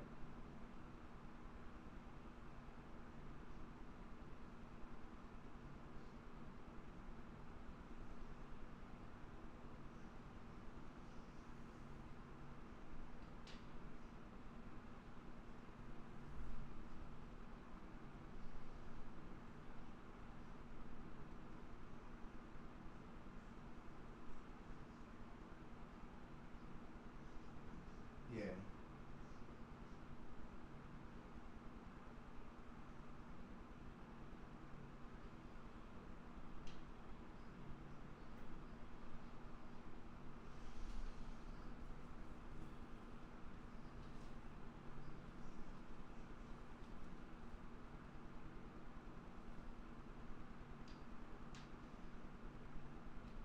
Yeah.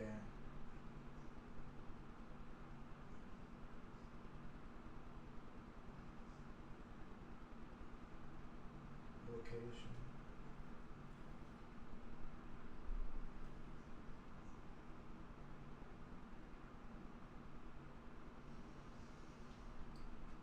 Yeah. This is gonna be the location part is gonna be even more complicated than we think too.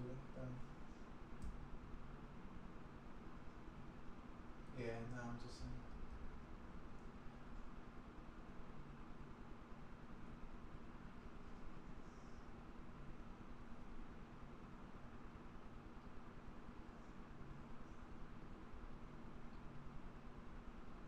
Yeah, because I could definitely think of some edge cases with location. Like, if I'm an artist that outsells the capacity, then I would move up to your spot. You would move up, but what if there are no locations with minimum requirements that you meet? What happens to you? There's a lot of stuff to think about with this. There's gonna be a lot. We're gonna learn a lot.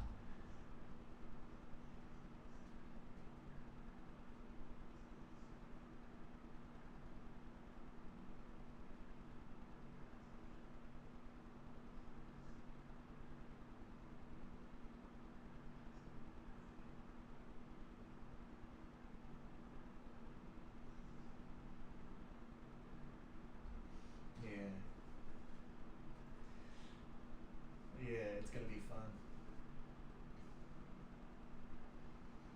Yep.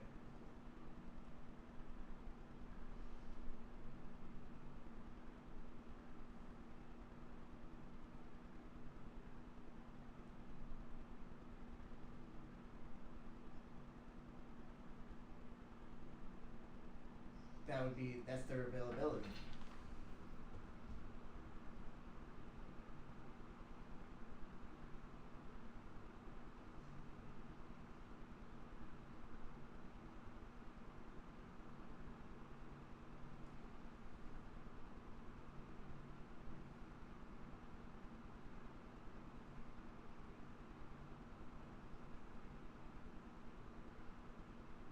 Yeah.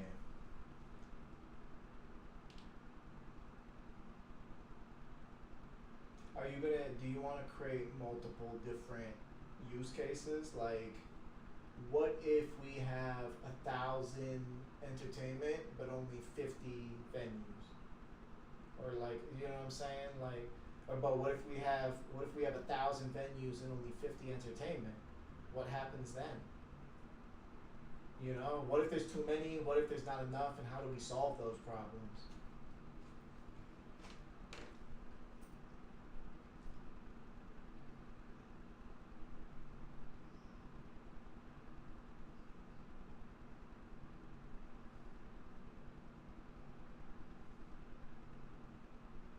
Yeah, so what did we say we were gonna do? We were gonna do like one Docker container with Redis installed and the Rust, the algorithm running in Rust there, and then we're gonna have another one with SQL Docker container where the database is separate, and then you said compose. Okay.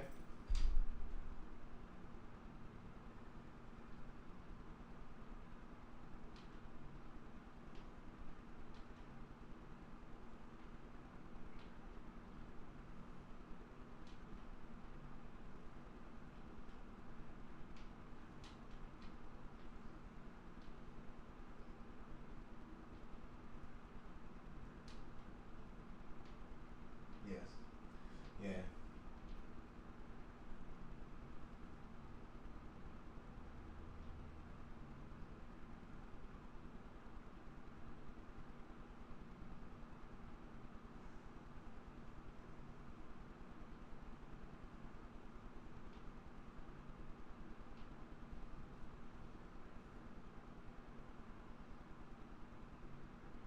Yep.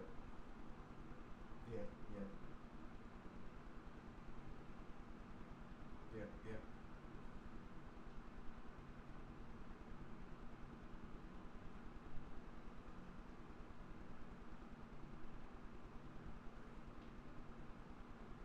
Okay, cool. So, all right. Sounds good. I think they're talking about on the UI side. They're talking about building a landing page first. I'm gonna go ahead and I'm gonna create some issues for this project, and we're gonna create the user interfaces that actually face the customers first. So like when a venue signs up, what do they have to fill out? What information do you need to sign up as a venue? Because obviously you need business information. We need to think through all that stuff. That way, and same with the artist. Like, what type of art are you? When is your availability? All that stuff needs to be set. So, I think forget a landing page for now with like marketing stuff. Let's just create the functionality that needs to exist to make this whole thing work. Then landing page, marketing, all that extra fluffy stuff can be added later. Let's just get the functionality working and we'll go from there. But I'm gonna create issues in the project. So I already have the UI built for this, or the GitHub project for the UI built. the GitHub for the algorithm is different, and I actually want to work on this. So what I'm going to do with the repair project is build out issues and make sure they're very thorough. I'm also going to build out issues for the user interface for this project and make sure they're super thorough, so that when we meet every Monday through Thursday, that anyone who wants to contribute on the project can contribute on the project through the issues, forking the repo, and just following the instructions. And then whoever wants to work with us on this can work with us on this. I like this feature the best out of all the features in all the projects right now, so I'll stick with this.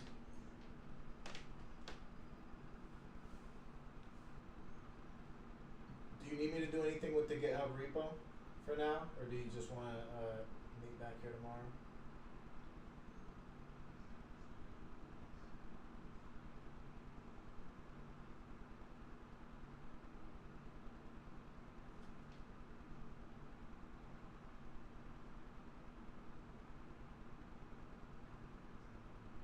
Yeah, I gotta dig into Rust a little bit more. I really want to learn it, so because we gotta build. Yeah, I wonder how to mock.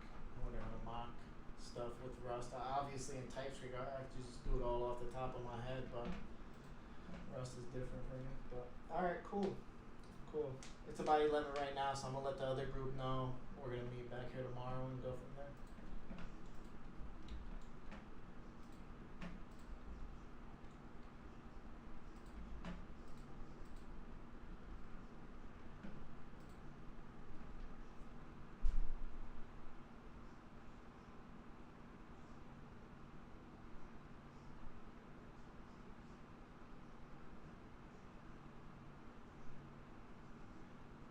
Okay. That's gonna be inside the Docker container. That's where we're writing the Rust code.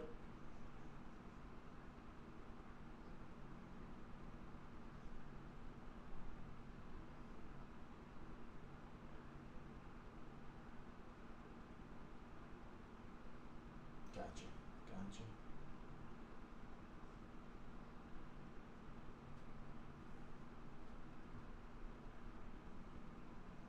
Mm. Yeah.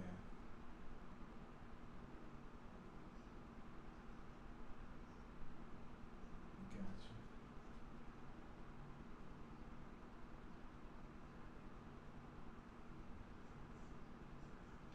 So what is the Redis gonna be doing, and what is the Rust gonna be doing?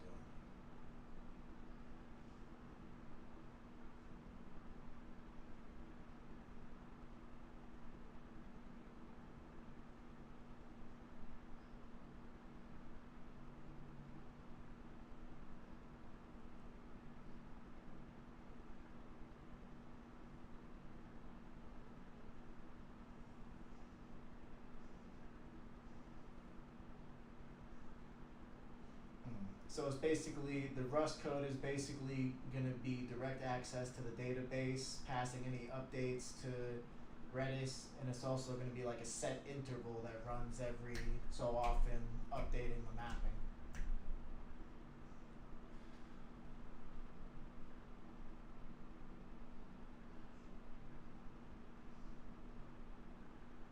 Yeah, obviously much higher in the beginning.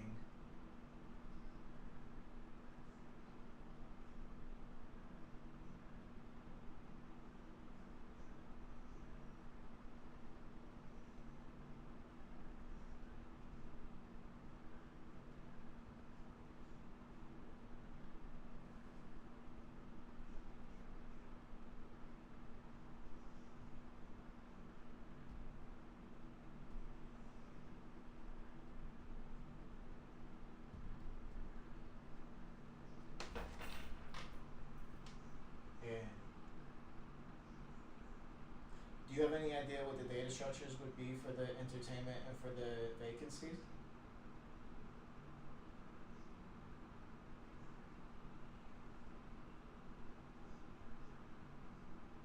Okay, I was thinking about that.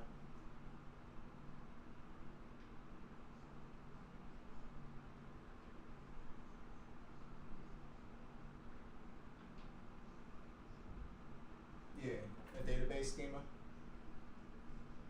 Yeah, that makes sense.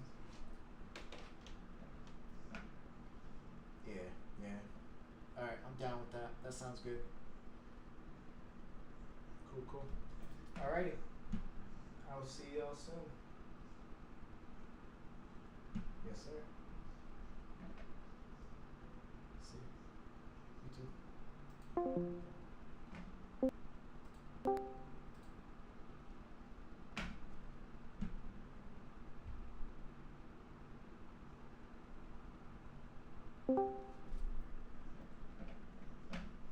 Hey, what's Hey, going what's on? going on? How's it going?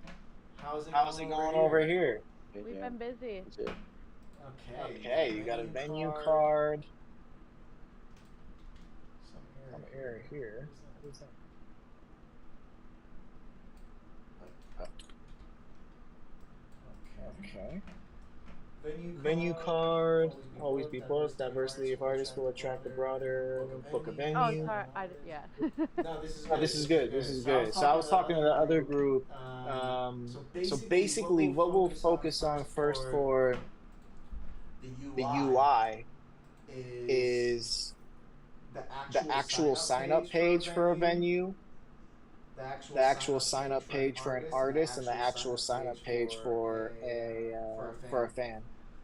Because the most important thing to them is generating a database schema with the required properties that allow the algorithm to work correctly. So the schema has to be defined before the algorithm can be built, because if the schema changes later and a property that's added to the schema later needs to be involved in the algorithm, then it's going to break the algorithm. So we need to just figure out the data schema first, and the best way to do that is to just think through what's going to be required for the fans, what's going to be required for the artists, what's going to be required for the venues to actually sign up, and then we can sort of go from there. So tomorrow we're going to work on getting a database schema built, and that database is going to be running in a Docker container with SQL, I believe. So we could chat about that a little bit in the beginning, what exactly we want to go with. And then all like the landing page, the marketing stuff, that's sort of the fluffy stuff. I think the most important thing will be actually building the functionality that allows people to sign up, one, and connect to the database. And then most of the authentication stuff I've done has been through Next.js with Next.auth. I've done a little bit through Express.js as well, which isn't too complicated either. But this is going to be entirely separate. This is, well, I guess we technically, our Next.js would have to know whether someone is logged in or authenticated before they could even access certain pages.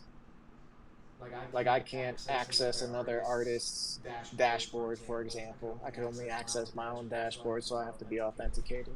So we could figure out exactly how we want to go about that.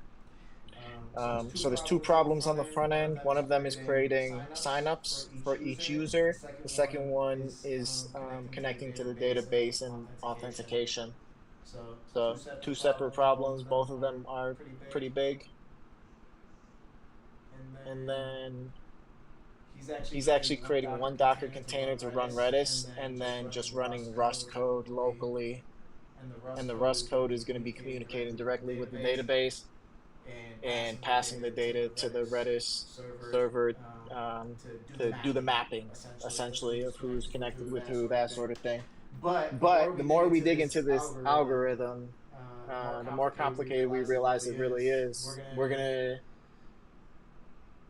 There's a lot of edge cases.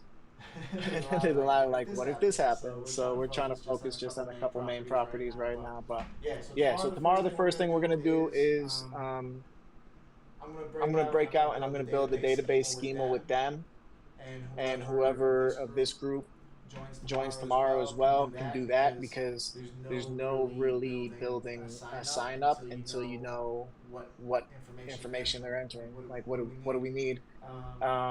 So So either one, you guys could build a database schema with us, or two, you could work on continuing the landing page, which doesn't really require the schema, just creativity essentially, and Oh, documentation. sorry, Jay. Do you mean building the sign-up page from scratch? I mean, you could build a sign-up page from scratch. I personally like Next UI because it builds the inputs for you, and it's easy to customize forms. But there's also, I believe there's like frameworks that are specifically for forms. Like I think there's like React Forms or other forms that you can customize. So it depends on what everyone wants to use. Or maybe What's is the it best for easy? Is it easier to use some existing template like Cognito or Google Firebase? Yeah, that's that's an option. Yeah, because they already have a sign-up page for us. So what we have to do is just to fit our database in. Yeah, that works. I haven't used Firebase, so that'd be interesting to see. I like that idea.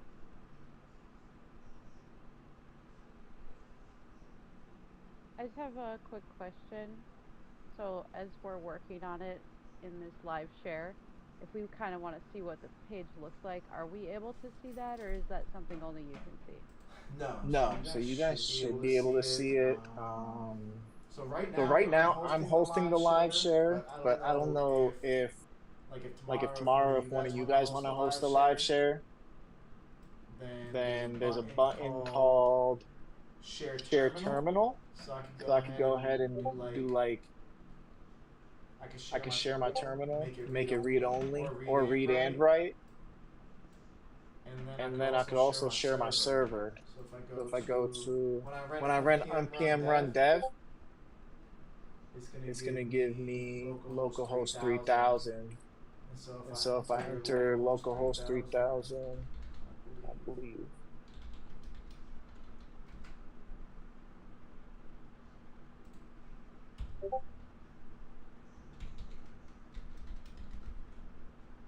Localhost 3000.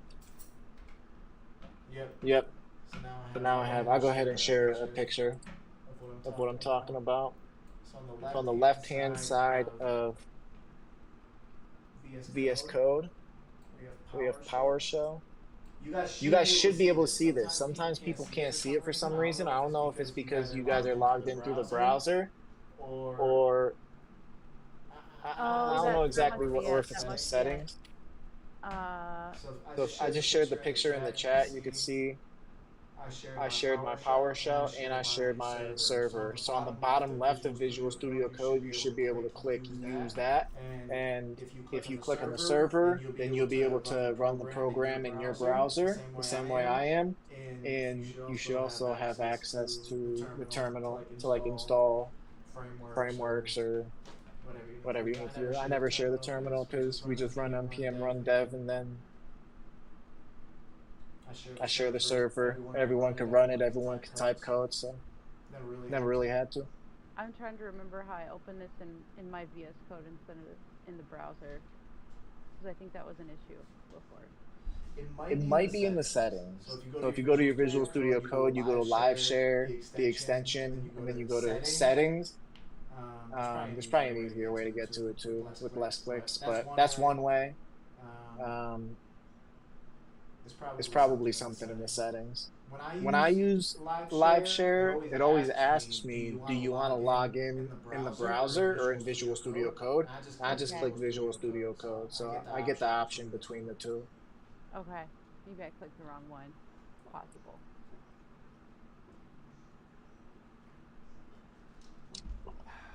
That's probably it. So yeah, tomorrow we're going to work on the database schema, and then for those who want to continue working on the UI can go ahead and work on the UI. And yeah, we'll go from there. Yeah, alright, I shared the UI. What do we have so far here? So we have a venue card that looks like a working function. Alright, so what I'm going to do is go ahead and stop coding for now. I'm gonna go ahead and push what we have now to to GitHub, and I'm actually gonna go ahead and create some issues. I'll just call this night 1 because we didn't really have a focus. Alright, so that's there. Let me share the link. I'm gonna go ahead and add like a proper README as well, just so people know how to contribute, and I'm gonna add some issues too.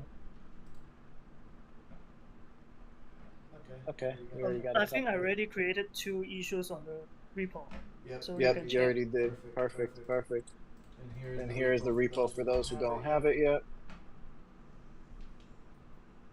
I'll fix up the README so everyone knows how to like fork and contribute and all that stuff, and we'll go from there. And yeah, if you guys have any ideas for any other projects, definitely feel free to share. I like sharing ideas, but I love to hear other people's ideas too. Okay, I'll see you later. Alrighty. Have a good night, everyone. Have a good night, y'all. Good night, guys. See you later. Thank you. Have a good night.